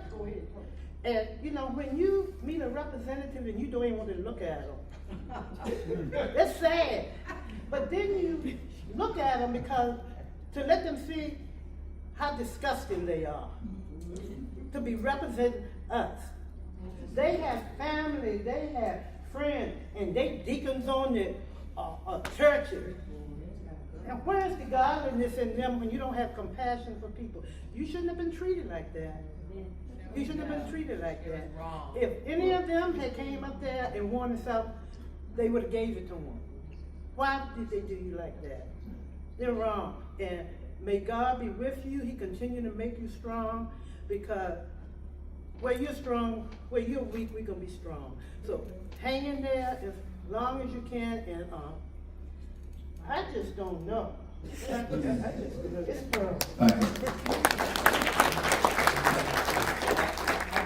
gotta say something in reference to what you said. I believe that you gotta find out both sides of the story before you make a judgment. And you only know one side of the story right there. They won't hear in public, they won't talk to the story. I know you don't talk about it. Let's hear them out. Let's hear them out. See, you look at one side of the story and you form an opinion. Some are sad to say that I talked to Mr. Rogers. I listened to Mr. Rogers. All right? And what is his side of the story? Yeah, that's what and that's why he needs to be here. Yeah. To say his side of the story. But the thing because is, if you go to a place that's supposed to be public knowledge to you, and they won't let you in. But you're presenting one side of it. Present the other side. Yeah, but he needs to present the other side. That's what you talk for. We should be able to look up and down. We should be able to come together. I'm not gonna let nobody. I'm not going to on anybody until I find out both sides.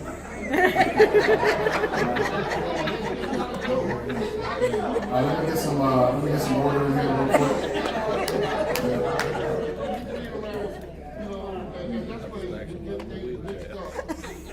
And we want to laugh about everything that's going on. It ain't no joke. It ain't no joke. This is serious. I make a move. Yeah, Take it yeah, outside. let's get some more. And you guys are pretty much arguing the same thing. You guys are literally saying the same thing, and I agree with both of you. I'll take one more. Well, I do want you guys to be mindful. You know, people are going to say something that you may disagree with. Let these people speak. Besides going to as many meetings as we can and keeping you in our prayers, is there anything else the community can do for you that would help you and give you strength, support, whatever? No, I would say just keep doing what you have been doing. I mean, we've come this far because of you. So keep doing what you're doing, and we're not gonna stop. Right. All right. So I want to thank you all again. I want to have Mr. Jared Klein come up. He has a great presentation that he wants to. He would like to present to the community. Then if you want to be here on the rest of the Nah, I'm good.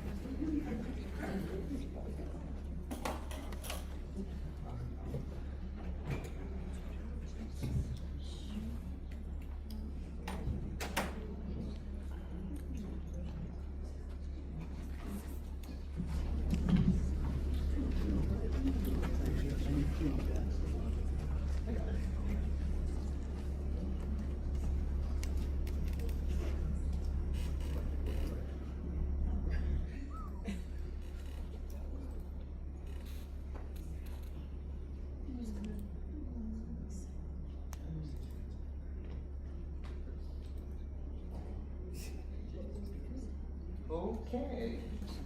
My wife's gonna make a comment, you should have brought your glasses. Jeez. Okay. Hi, my name is Jared Klein, I live in District 1, I'm here representing a group. I turn my mic on? Okay. So I'm here to present the referendum to adopt the county board form of government. I'm not a politician, I'm not a lawyer. I'm just an average Joe looking to make some change in this county, and I'm sure a lot of folks here today are ready to sign a petition as well. So I thought I would give a brief PowerPoint. If we can kind of hold our questions to the end, that'd be appreciated, and get through all of it, and then we can hit it all at once, right? I want to admit also I'm not an expert. I have done some research, I know a few things, but do I have all the answers for questions and whatnot? Probably not. I do got some other folks who are smarter than me. Matt Piercy, raise your hand. You can bombard him for some answers. He's done a lot of research on this too. And then Rob Tyler standing up, he also has done a lot of research on this change of government. So, I'm just going to flatline what do we have currently. Well, we have the traditional form of county government structure. We only have 3 board of supervisors, and essentially they represent, their corresponding districts and so forth. Of the 95 counties and 38 independent city counties in Virginia, there are only 2 that have only 3 board of supervisors, which is crazy to think that those 2 are, well, Highland County, which is the smallest population county in Virginia, kind of makes sense. And additionally, they only have 1 district in the whole county because of how small they are, right? So they got 3 people representing the whole county, which means essentially every resident has 3 board of supervisors, right? And then there's us, Charles City County. I created this fun map. Here are all the counties in Virginia. There's only 2 that have. Change your slide. It's not changing. Yeah. Oh! I'm so glad someone said that. Sorry, this is what I was just talking about. This is also now what I'm talking about. Okay, so yeah, in Virginia, there's only 2 counties, 3 board of supervisor members. We're one of them, right? Here's the corresponding population, right? You may note, you see Surrey County, which is our neighbor, similar population, they have 5 board of supervisors, right?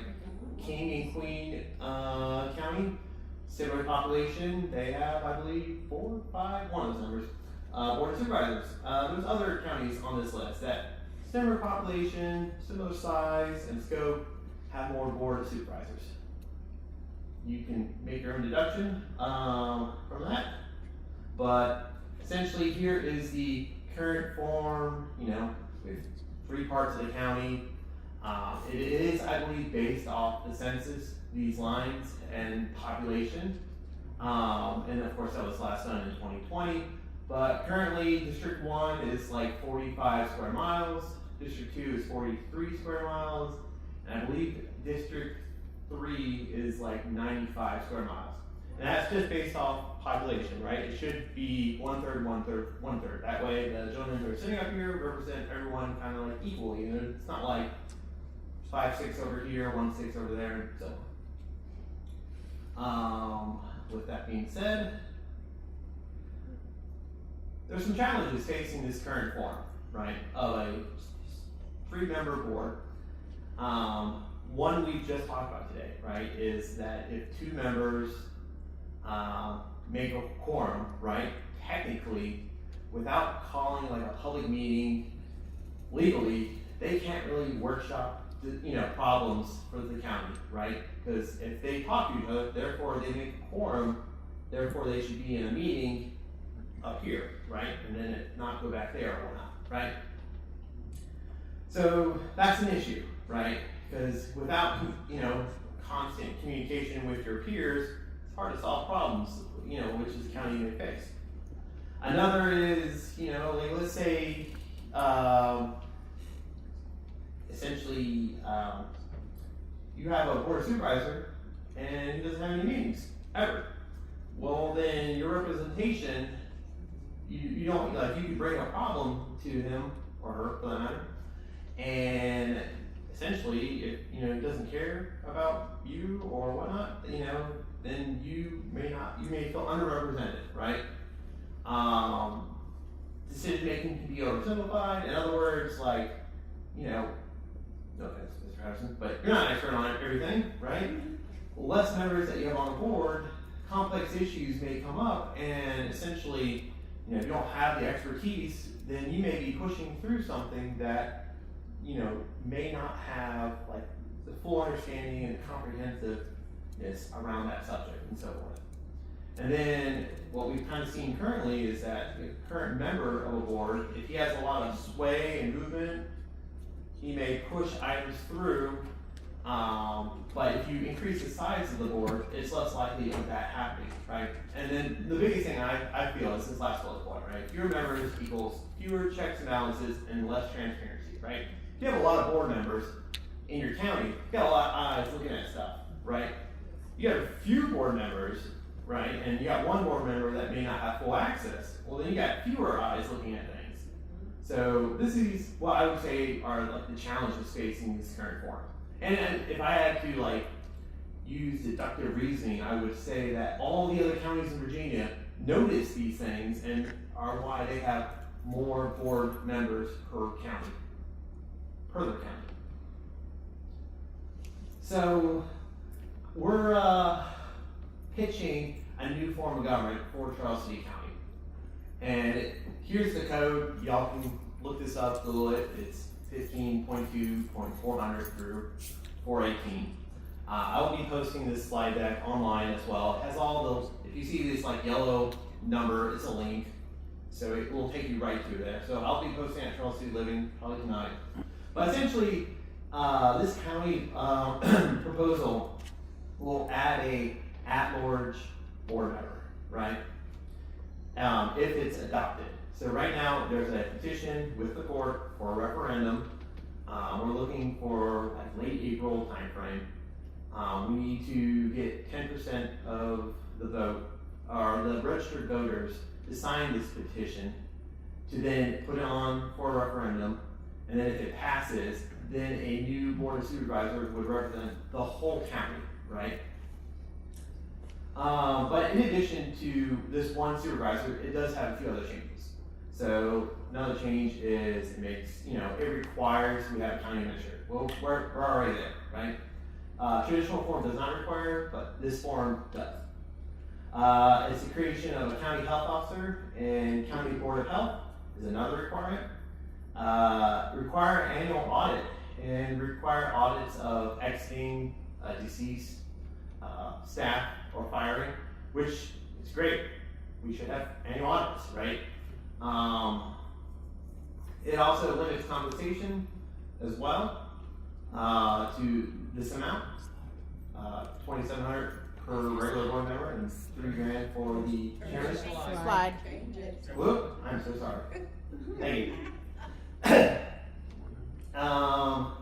Another item that it requires is a purchasing agent, which is great because, with our current financial situation, we should have someone in charge of the purse strings and making sure that we're compliant with all purchasing within the county and so forth.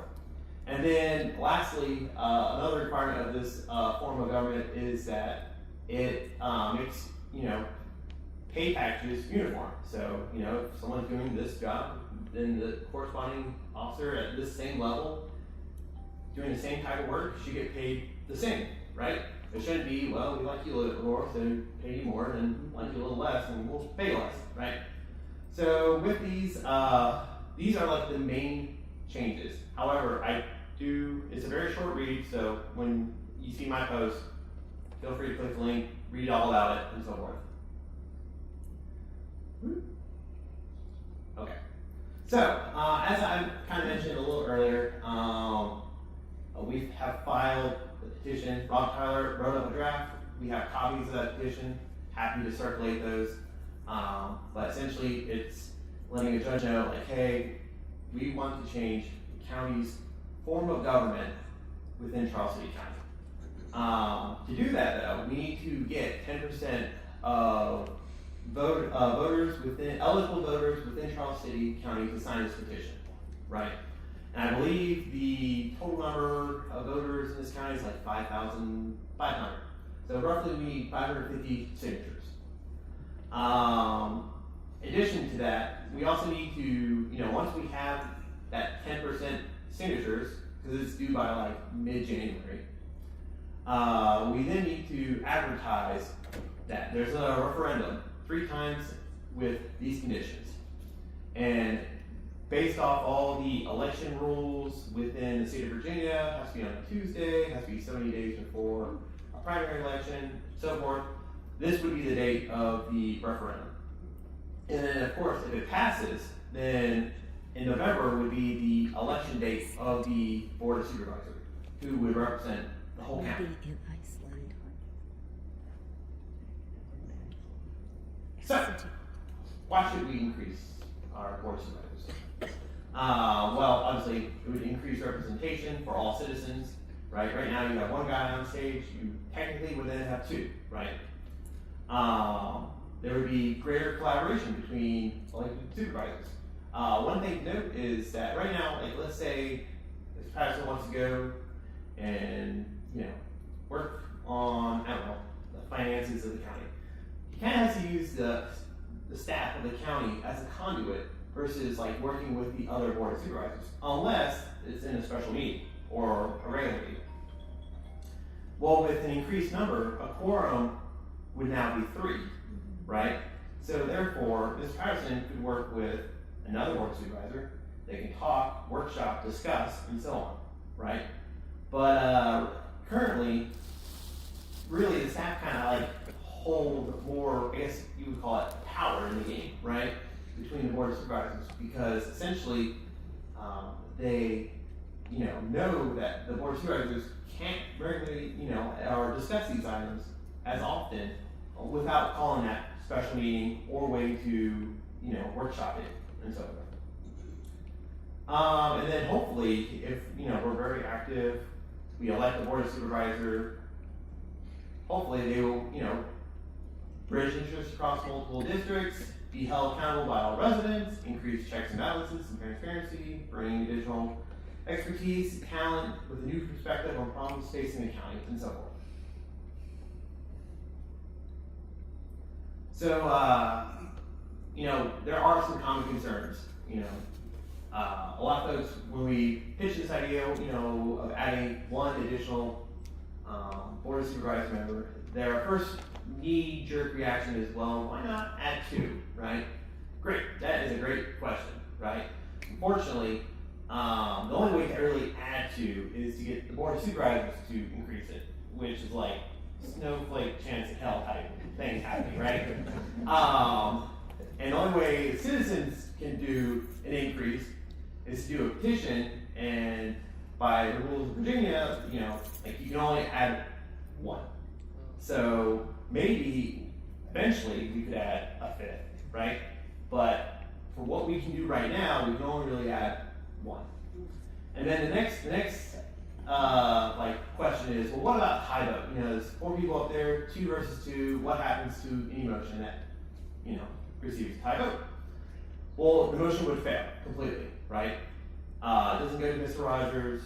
They don't get a revote. They bring it up again, but essentially it's a 2 means it fails. But also, it also means 3 makes it pass, which is significant because it takes 3 anyways for 5 members, so it takes 3 for 4 members as well, okay? Another concern we've heard is the cost of additional board supervisor member, and I think that's a fair one. Yeah, it will increase county expenses by, I think, like $32,000 a year. But if you think of what this county has gone through with the financing of the RAM, or the overexpanding of projects, or, I mean, we're talking millions of dollars here, right? So $32,000 for hopefully another perspective, expertise, someone working the project, that is peanuts compared to what we've gone through and so forth. So the hope is that an additional board of supervisor will, maybe long term, it will be more cost economical than just having a few members. Do other counties have this form of structure? Absolutely. Hold on, I text my wife, who has all my notes. But it's Carroll County, Grayson County, Russell County, and Scott County all have this form. And they've had this form for quite some time, and it's worked. What happens to the constitutional officers in the current county administration? Unfortunately, they all keep it up, right? But in all seriousness, nothing changes as far as what's currently here with this new form of county government. And now I'll open up to, is there any concerns with regards to this presentation so far? Like, other than the presenter is semi-funny. Ms. Billingsley. Derek, thank you for doing this. I've got 2 comments. One is, because I really think it's vital that we do this, and if you think about it, with the 3 supervisors, the supervisors can't talk to each other, but the county administrator can talk to each one of them. And I think this was a problem with our last county administrator, and is starting to be a problem with this one. It gives the county administrator more power than the people he works for. Okay, so what ends up happening is, he's the only truth between them all. He talks to each one of them independently, but they aren't talking to each other, which causes him to have all the power. And so when you put that next person on, then they can triangulate between each other and get down to the bottom of issues. So if you ask me, it is absolutely imperative that we do this. And the second thing to say, as you know, or you probably know, I'm real concerned about our finances. Really, really, really concerned. If we don't start doing some cost cutting in this county and some efficiency improvements in this county, we are going under. And so getting an extra person on this board would hopefully give us the ability to push more in terms of fiscal responsibility. And so I'm just gonna tell you, thank you for doing this. Any way I can help, I want to. I think this is imperative that we get this done as soon as possible. Absolutely, and to your last point of any way you can help, there's one more slide after this, okay? So, if you have comments about that, hold on to them. I think you were next, man? Yeah, so, you said, wait, you want to do the next slide? No, if you're asking like, hey, how can I help? Well, that would be the next slide.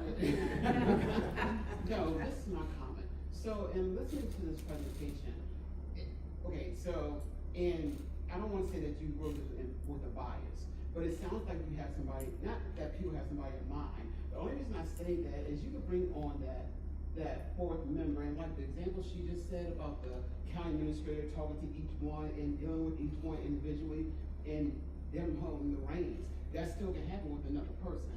What's the guarantee that it's not gonna be the same situation bringing that fourth person in? Because at the point and the day is about the person you're bringing in, not the structure that's been established. Because the structure that's been established was established to be successful in the first place with 3.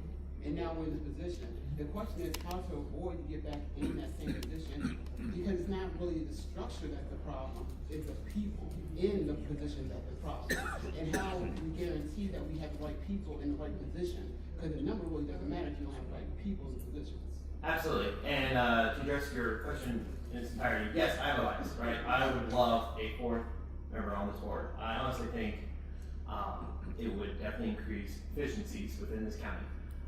Do I have people in mind? Absolutely. Not myself. I don't want your phone calls.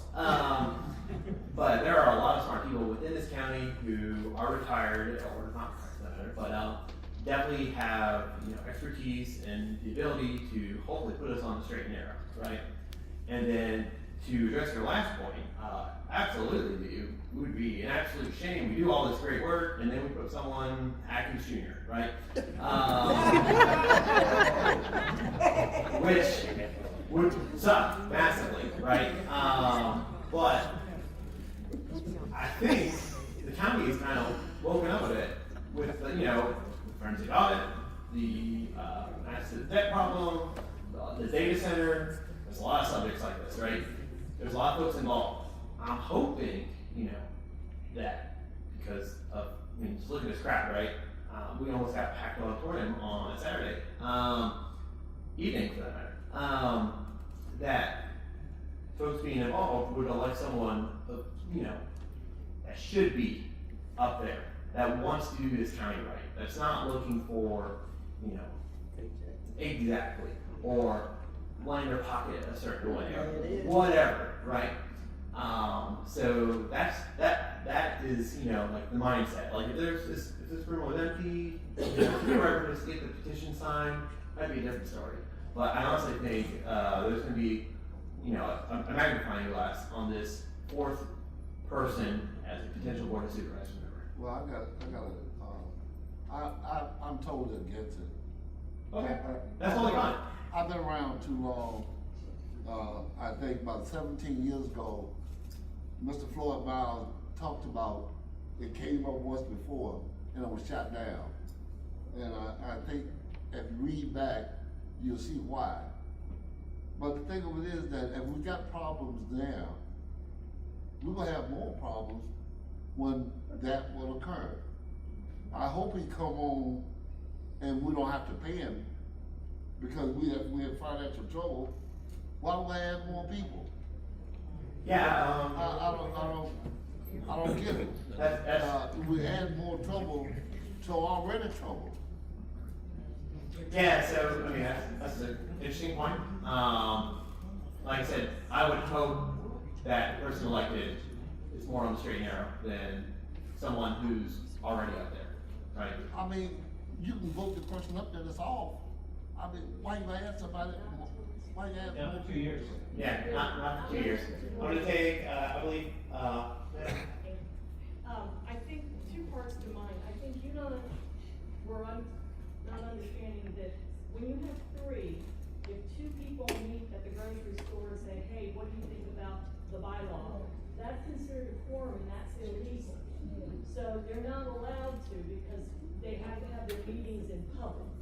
But if you have 4, 2 people can meet because that's not the majority of the board. Well, I understand They that. can discuss. I understand. So therefore that takes the power away from the county attorney. I understand. And then the other part, just a question, so I'm assuming that the term would be the same length of term that the others have, and when would it start? yeah, that's a good question. So, the first, if like let's say the referendum passes and then we elect a new board of supervisor. So in this 2026 November would be the election. That person would get elected, and then their start date would be January 1st, 2027, and they would only serve for 1 year.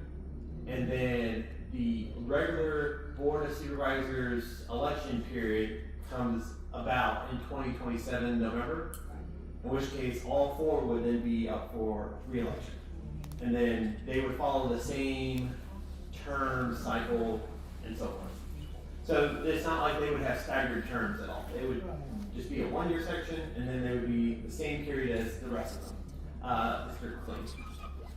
This is a truly excellent idea. If you haven't signed the petition, please do. This solves lots of our problems. Again, talking about meeting at the grocery store, like Ms. Kenny said.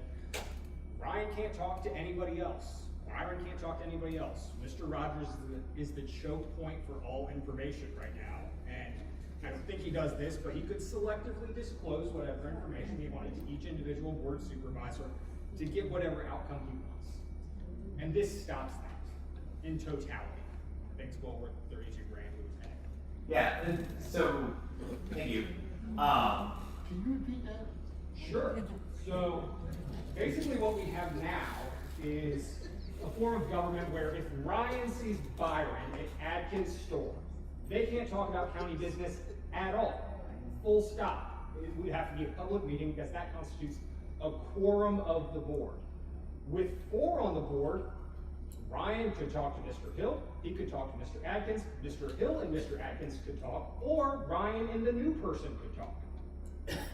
Because they can't talk right now, the only person that goes in between is Mr. Rogers. Doesn't that set for, meetings outside of, They can't talk about what the weather is. They can't talk. They're not. Yeah, not supposed to. The ones who follow rules are then put aside. This may also allow us to accelerate the right sizing of the government of Charles City. I don't even know the operating budget of Charles City, but in my knowledge, almost zero effort has been made to reduce the spend, the burn rate, and potentially the bloated employment of people in this county. So it could be a quick turnaround and a huge return on investment. So, I think my question I heard that wasn't answered, that you asked about the county administrator power. So, if I'm county administrator, and I'm working with Larry, Moe, and Curly up here. So, I can't get 2 of them on a conference call, I have to call them all individually to talk about an issue, because otherwise it's a meeting and I have to advertise. So I call Larry up and we're talking about whatever position, and Larry said, well, yeah, I can go with that if we do this. So I said, oh, okay. And then I call Mo, and say, yeah, Mo, we're good. I talked to Larry, he's totally good with it. No conditions, we're good. You know, but that really wasn't what he said. He said, I'll do it if you do this. But he doesn't know that because I'm the one that's transferring the information. And I talk to Curly and I say, Larry and Mo are okay with it, but they want plans, they want something else. So if you add this little thing on, then maybe it's benefiting me, maybe it's whatever. It wasn't really discussed with the other 2, it's just something that I came up with, but I can manipulate the conversation if I had individually, because there's no one to say otherwise, right? Unless we have 4 board members, and then Larry Moe talked to Joe and said, wait a minute, that's not what I said. I said I'd do it if you did that. So there's that check and balance of kind of what's, now they're allowed to, 2 members, there's a 4-member board. 2 members can meet, and I can ask you what you actually hold the county administrator. That's the difference. So it opens that to the checks and balances. Now whether that'll happen, also with the expansion, it's been really up. We might have that dispute with the county, if the county speaks, if it goes to referendum, and that's what the majority wants, continuing with what we had, that's the chance. Well, you said that scenario well, but why can't they just operate together like they always should do. Because they don't.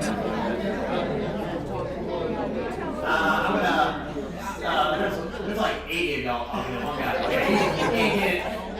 I'm gonna go to Mr. Carter next, okay? Somebody mentioned a dollar figure, okay? For those of you who do not know, we paid $50,000 for somebody to broker the first loan for us. And then we turned around and paid another $50,000 from the broker, another loan. And now you have 3 of your county businesses on the line because they brokered another loan, which paid $150,000 for. So we spent $250,000 that I felt if the board had have done correctly, we shouldn't have even got that far. That's $250,000 that we're not gonna get back.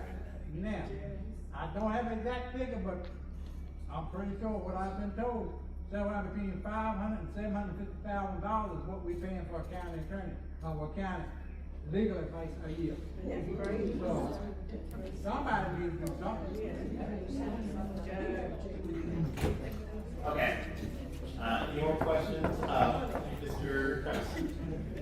Isn't it true that a petition is not the only way to get this referendum done? Yes, I believe you can have the board of supervisors try to push it through, but also Snowflake and chance that one. Right, but scenario-wise, if a board of supervisor, per the bylaws, requested an agenda item be placed on the agenda, and it was put to a motion, and the other 2 members had to make a statement about it, wouldn't that make a clear statement as to whether they want to hear what the citizens have to say or not? It would. I think right now we are also assuming what that vote would be, so we are just charging ahead.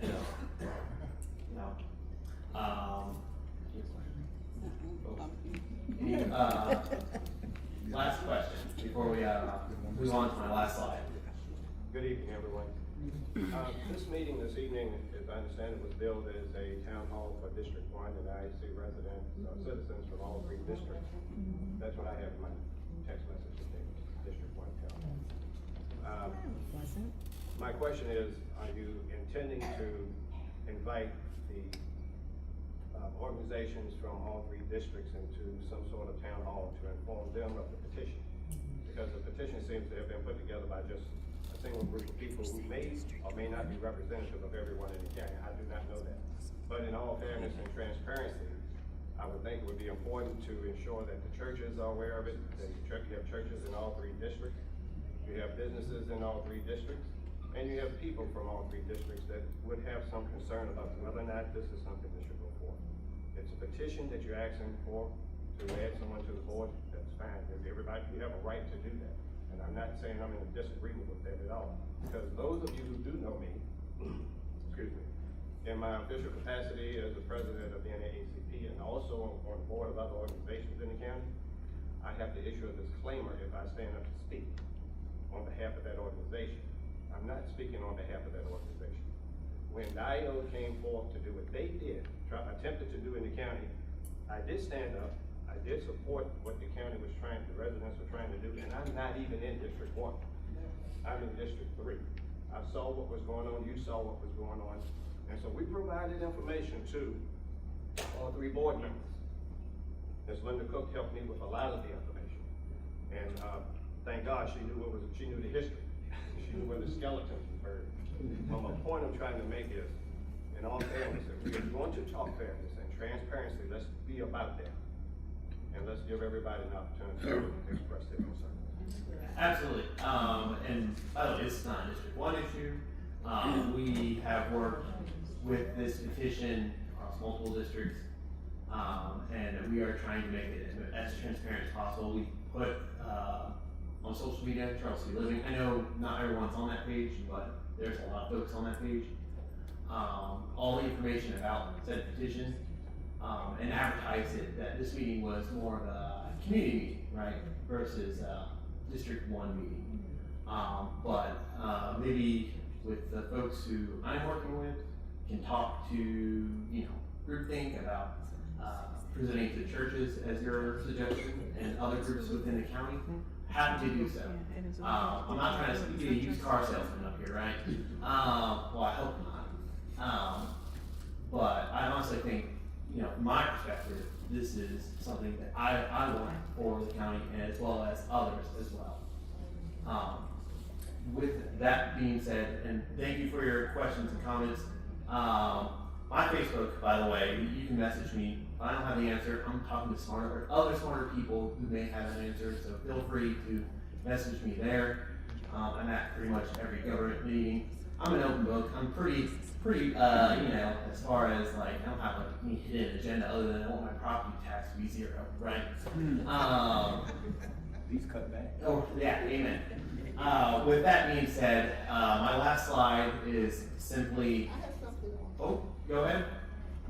My brother over there was talking about, taking it to different churches and areas and getting more of the population from the county. And I'd just like to see a show of hands, because I know there's a multitude of us here from different, 1, 2, and 3. Who's from District 1?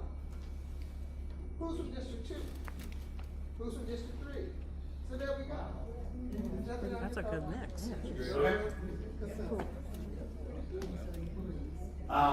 So another thing, by the way, and this could also address some of the points you just made, is that you know, obviously I can't be everywhere at once. I can only walk a certain radius before I get too winded, and so forth. So we have petitions to sign. If this is something you would like to support, we have to reach 10% and collect 10% of the county voters and so forth. There's two things, if you are in favor of this, that you can do. First being sign a petition, right? Any signer must be two things: a county resident and registered voter / eligible voter is what the law says, right? This would also mean, like, if you're a felon and your rights are not restored, then you can't sign this petition. And essentially the petition is, you know, sign your name, print name, give your address, and then today's date, and then you also, optional, can provide the last 4 of your social, because, you know, the registrar has to, like, check every signature and be like, this person is a county resident and a registered voter. Good to go, right? So you can do that. And we have petitions here. I'll be out in the hallway after this meeting to collect signatures if you'd like to sign. The second thing you can do as well, and I think this kind of addresses your point, is if you would like to take petitions to your church to talk about this issue. You would like to take petitions to your neighbors, your community members, your ex-organizations who, you know, live within the county, registered voters, and so forth. You can do this. We have extra petition copies to hand out to folks. We just, you know, basically ask that you follow these rules. So you know, obviously must be a registered and qualified voter and a county resident yourself. You must view each signer you collect. You must view it, right? You can't hand it to your brother and he collect a few signatures and then you collect a few signatures, because at the end of the day, we have to get all these notarized, and you have to sign a affidavit at the bottom of the form in front of that notary, basically saying that you collected these 5, 20, whatever signatures, right? And so forth. And if you can agree to, you know, those 4 points, we can give you petitions so you can go out, talk about this. We can give you material. Of course, everything, like I said, in this presentation will be on the internet, and I have sources on the next slide that you can reference and read and learn more about, whether this is something you support. But, you know, you can also go out and help us collect that 10% of eligible voters and so on. I think final questions, because I know, you know, I'm long-winded, right? Sorry. I think there's one more factor, you know correctly, but I've done this before. There's one who's collecting the signatures cannot sign it on that same page. Correct. That is correct. Because you have to, so you just need to sign it on someone else's form, right? But if you're here today and you're looking to sign, you can sign my forms, which or Rob Tyler's, and then you can take your own forms and collect other folks' signatures. So, you said. I agree with Mr. Charity over there. I think that you should have a meeting like this for all 3 districts. Because if you give me a paper for to get somebody signed, all I said is they wanna put another board member on, and they ask me why. I can't tell them. Okay. No more than, they want checks and balances. But you or one of your colleagues need to have an open meeting, pasted so the county will know that all 3 districts are having this meeting on a certain date to discuss this. And then if there's any questions, one of y'all can answer it. Okay, yeah, I'm all for this, cause, you know, I'm trying to collect signatures, right? And I think that's an amazing idea, to collect additional signatures. Perhaps, you gentlemen can meet me after, and we talk about some strategy, happy to discuss this, absolutely. Cause, like I said, full transparency, right? My objective is to get a 4th member, and happy to answer any questions, or concerns for that matter. Last two questions. I agree with what you're saying, and I understand what you're saying, because there needs to be a change within this community. Right now, we seem to go from worse to worse. And now, people that are in charge are not getting along with each other. They're acting like children. They're fighting among each other, and they're not respecting each other. And they're definitely not respecting us, because they're not giving us any answers, they're not talking to us. So maybe if they want an open forum, open it up to the community to come out, and open it up to the rest of them. Our county administrator, the other 2 board members, open it up for them to be here and address the issue, because they don't ever talk to us about what's going on. They just wanna talk behind our backs, never come back with any questions we ask them. So yeah, bring them all out, have a forum to address this issue, so then we can see where we need to move forward. All right, well said. Well said. Yeah. There was. All right. Last one. Maybe, since the CAC meetings are scheduled for each district, maybe that could be a part of that. And then if persons decide to come out, they come out. If they don't, they don't. And secondly, I think the last time that we were, handing out petitions to get the signatures, I think people may be a little leery, because if you recall, one district representative had his attorney had planned to subpoena all of the persons who signed the petition into court. So I think that, you know, as we circulate the petition, we just need to let them know that it's not the same as it was before, because that is what happened the last time around on one of those petitions. What does he do? He had yeah.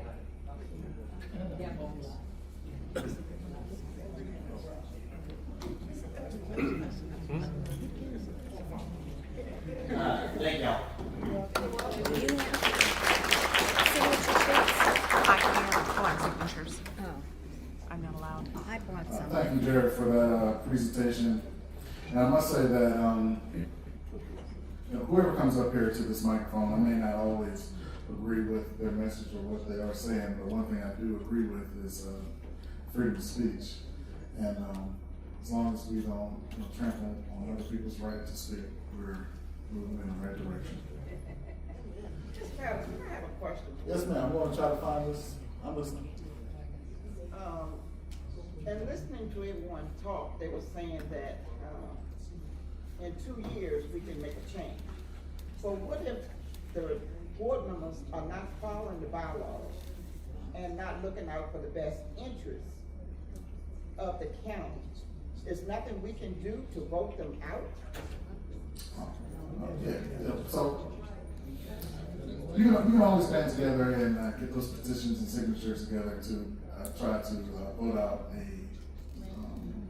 a board member. Yeah, I remember right, that. Board member, right.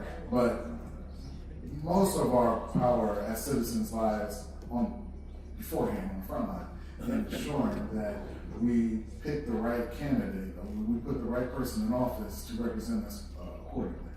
You know, and if that's not working, then we can wait, until the term is up and vote someone in office who will. So we just have to tough it out. You can either tough it out, or you can take a stance, which a group of citizens are already doing, and now they're trying to change our form of government. You tried a petition, yes. You were asking. Yeah. That's still, we got it, but then it didn't work. Yeah. All right, so. It hasn't, it's still under subject. Okay. All right, so moving right along, just to recap real quick, there's going to be plenty of opportunities for that educational piece about this potential change of government that's being presented. They have to first get their signatures, get enough signatures to get it on the ballot. Okay? So while they're gathering their signatures, that's enough time right there for us to have the educational piece. Then it has to go into the ballot. Well, that's another extended period of time where we can still further go around from district, well, not we, but y'all, go around from district to district to educate the people properly on what this form of government change is going to bring. All right. There's certain aspects of it naturally that I don't really agree with or care for, but it's okay. All right. Moving right along with the presentations, I think we have one more presentation. It's going to be brief. Mr. Travis Johnson, he's one of our directors of our EDA. Thank you, sir. Is this,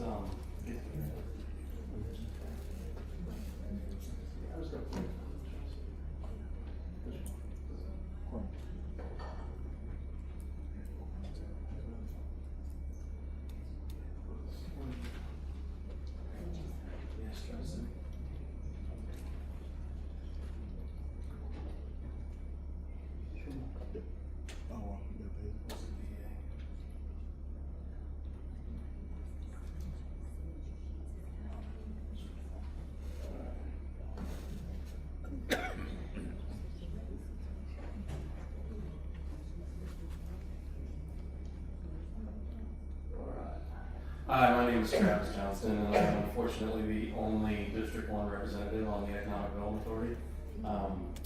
I'll keep it brief because everybody's trying to get out of here. The last meeting the EDA had, we did incorporate a couple of changes. We are going to go back to having a public comment at our meetings, which is helpful for you guys to show up and provide comment. When I first started going to EDA, there wasn't a lot of attendance at the meetings, but it has increased significantly, which is an indication we have some work to do. We will go back to monthly meetings, so we made a change to go to quarterly meetings, and now we have reverted back. So starting January, we're going to go back to meeting every month, so that the community can show up. We're going to have public comment. The method by which public comment is going to be administered is not yet established, so right now we just said we're going to bring it back. So if anybody has some advice or interest in how they want public comment to go, I recommend you provide that feedback, not necessarily just to me. That's why on this website, if you go to the Yes Charles City VA, you can see all the people that are on this committee, specifically who is the chairman is Mr. Arnold Brown, and the vice chair is Miss Adrienne Hicks. They would be probably the best first two people to communicate to if you had interest in how you wanted public comment to go. Their emails are right there. Charles City County has a very unique method for picking emails. It's your first initial and your last name at charlescityva.us. So if you want to email anybody, you could probably just use that code and find anybody's email. So feel free to reach out to me if you want to. I will forward those along as I get them. So all that'll start happening in January at our next regular scheduled meeting. The other thing I'll point people to if you're interested in the Code of Virginia is the Industrial Development and Revenue Bond Act. It's in Chapter 49 of the Code of Virginia. That's basically the entire rule book of what the EDA can or can't do. And within the EDA, under that section where it says we can do something, what we can do is appoint an industrial advisory committee. And it says we can put as many people on that advisory committee as we feel necessary. I think, just like you said, not everybody's gonna be an expert. I'm definitely not an expert on anything. So we can put people that are subject matter experts in certain areas like data centers, finance, what have you, whatever the EDA encounters, we can go select from the community or outside the community. So that's kind of a question to the audience too. If you had an industrial advisory committee, should we keep it within the county or should we reach outside to get more expertise that might not be within the county? I think we got plenty of experts in the county, but all these questions and pieces of information can be emailed in so that not just me, but the whole EDA, all the members, including the chairman and vice chair, can be made aware of all your inputs and even ahead of public comment. And looking for basically the pros and cons of what everybody thinks, especially former members of the EDA that might have more knowledge than the current members. I had other things to say, we're running out of time, so I just want to reiterate the technology overlay district. There's a section of the Code of Virginia, 58.1, tab 3850, that describes what that is, it describes what it lets us do. I think it's an important thing. I think it's something that would empower the EDA to get involved with data centers and try to hold them to their promises. And then one more time, I encourage everyone to email the key people on the EDA for whatever you think the EDA should do and what we should be focusing on, because we don't necessarily know, and sometimes it's a little bit of a reactionary, whatever comes across the agenda is what we look at, what we focus on. And if there's areas that need to be focused on, it needs to be communicated in. So go to the website, find our emails, send in your input, send in your questions, send in your gripes, and I will forward them along. Thank you. No question? All right, questions and concerns. All right, just quickly, I totally understand the overlay district and how that would work, since we really did mess up by making industrial by right. And everybody needs to know that these companies that took options or purchased property that is by right, if you try to take it away from them, we're gonna have big time court problems. But speaking directly to the .1 project, I think those guys are ready to go. They're ready to rock and roll. And it's gonna take a pretty good while for you guys to put together this technology overlay district if it happens the way typically everything else happens in this county. And I think we're running out of time on .1 if we don't come up with some reasonable tax rate on the internal build of that project. Yeah, agreed. And this topic of the tax rate has come across the EDA 6 months ago. Right. And so it's just this looming topic that we haven't really come to resolution on. Some of it is nobody really knows whose role it is to get that tax rate done.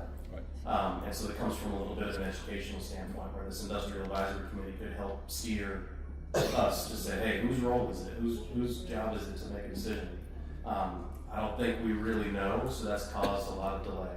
I don't think it's a challenging thing. There's a lot of examples out there in Virginia of counties that have said, hey, here's our technology overlay district, then they empower someone, doesn't even have to be the EDA, it could be the board of supervisors. Somebody can create a technology zone and then provide incentives to entities that want to come in and say, hey, we're gonna give you this tax rate. If you make good on your promises, you can keep it for 5 years, 10 years. I guess what I'm saying is I don't think we've got 6 months to wait to accomplish that before we potentially run this project away. And to be very honest, that was a meeting scheduled last week where the .1 people came in all the way from Chicago, Alexandria, Virginia Beach, convened on this building, and all of a sudden we're told by the executive assistant to Mr. Rogers, sorry, but the meeting has been canceled. Yeah, I agree, and I think that that's something where we need everybody's input, including yours, to bombard the people that are delaying. Yeah, I'm not trying to give you a hard time. No, I appreciate you doing for what you're doing on the EDA, but I guess we piddled around, and like Mr. Patterson said, the client on the inside that's renting these buildings, if the tax rate's not reasonable, they're not gonna come. They'll go somewhere else. And that project is, like I say, almost shovel ready. So, yeah, and my point is that the technology tax rate that they want to apply to is for computers and peripherals, which is something we don't currently have.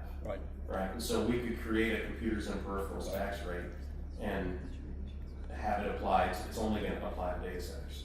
So we could just do that. What we lose is the ability to take it back away. The technology zone will give us the ability to make an incentive, and then we can take it back. Say somebody doesn't meet their requirements, and then the Virginia Economic Development Partnership came and gave the EDA a presentation, and they essentially said, "This is what we recommend you do. You create this technology overlay, create this technology zone, and that was to manage the by right use." So they kind of gave us the guide and said, "You should do this," and we said, "Okay, let's do this." And then it's just we don't know. So do you have a potential timeline of when that would be accomplished? I have no potential timeline of when that can be accomplished. I could recommend something gets put on the agenda to discuss more information, more feedback that I could, flavor that with, could help that discussion at the EDA level. All we can do is recommend things up, but eventually it all lands on the board of supervisors as to what they choose to do. They have to say, yes, we want to create a technology overlay district. Yes, we want to empower the EDA to say you can go create incentives for these data centers to come in. They have the power to make all those choices. All we can do is present recommendations of saying, if you do this, we could go help in this way. So if that's just too long of a timeline, which we need to get that information from point one, and say, hey, you take 6 months, we're out. We need to have meetings with point one to get that information from them and discuss it. Well, like I said, I just want to make you aware, the EDA aware that they were here to do exactly that. And were rudely, meeting was canceled with no notifications after people got on airplanes at 4 o'clock in the morning to fly to Bird to the airport here. And matter of fact, county administrator wasn't even there to greet them to say, sorry, something's come up. We've got a war going on here with card keys or something, But you should, I just want you to know that the meeting was canceled and we're running out of time. Yeah, I don't know if I can solve all that. Right, I know. But what we could do is try to get a recommendation to flow up through, including the magnitude of the time suspense for we're gonna miss an opportunity if we delay too long. Yeah, I'm not trying to give you a hard time. You gotta talk, Joe. No, we gotta get it on the EDA's agenda, provide a recommendation up through the proper channels to the board of supervisors, and have them make sound decisions to help our county.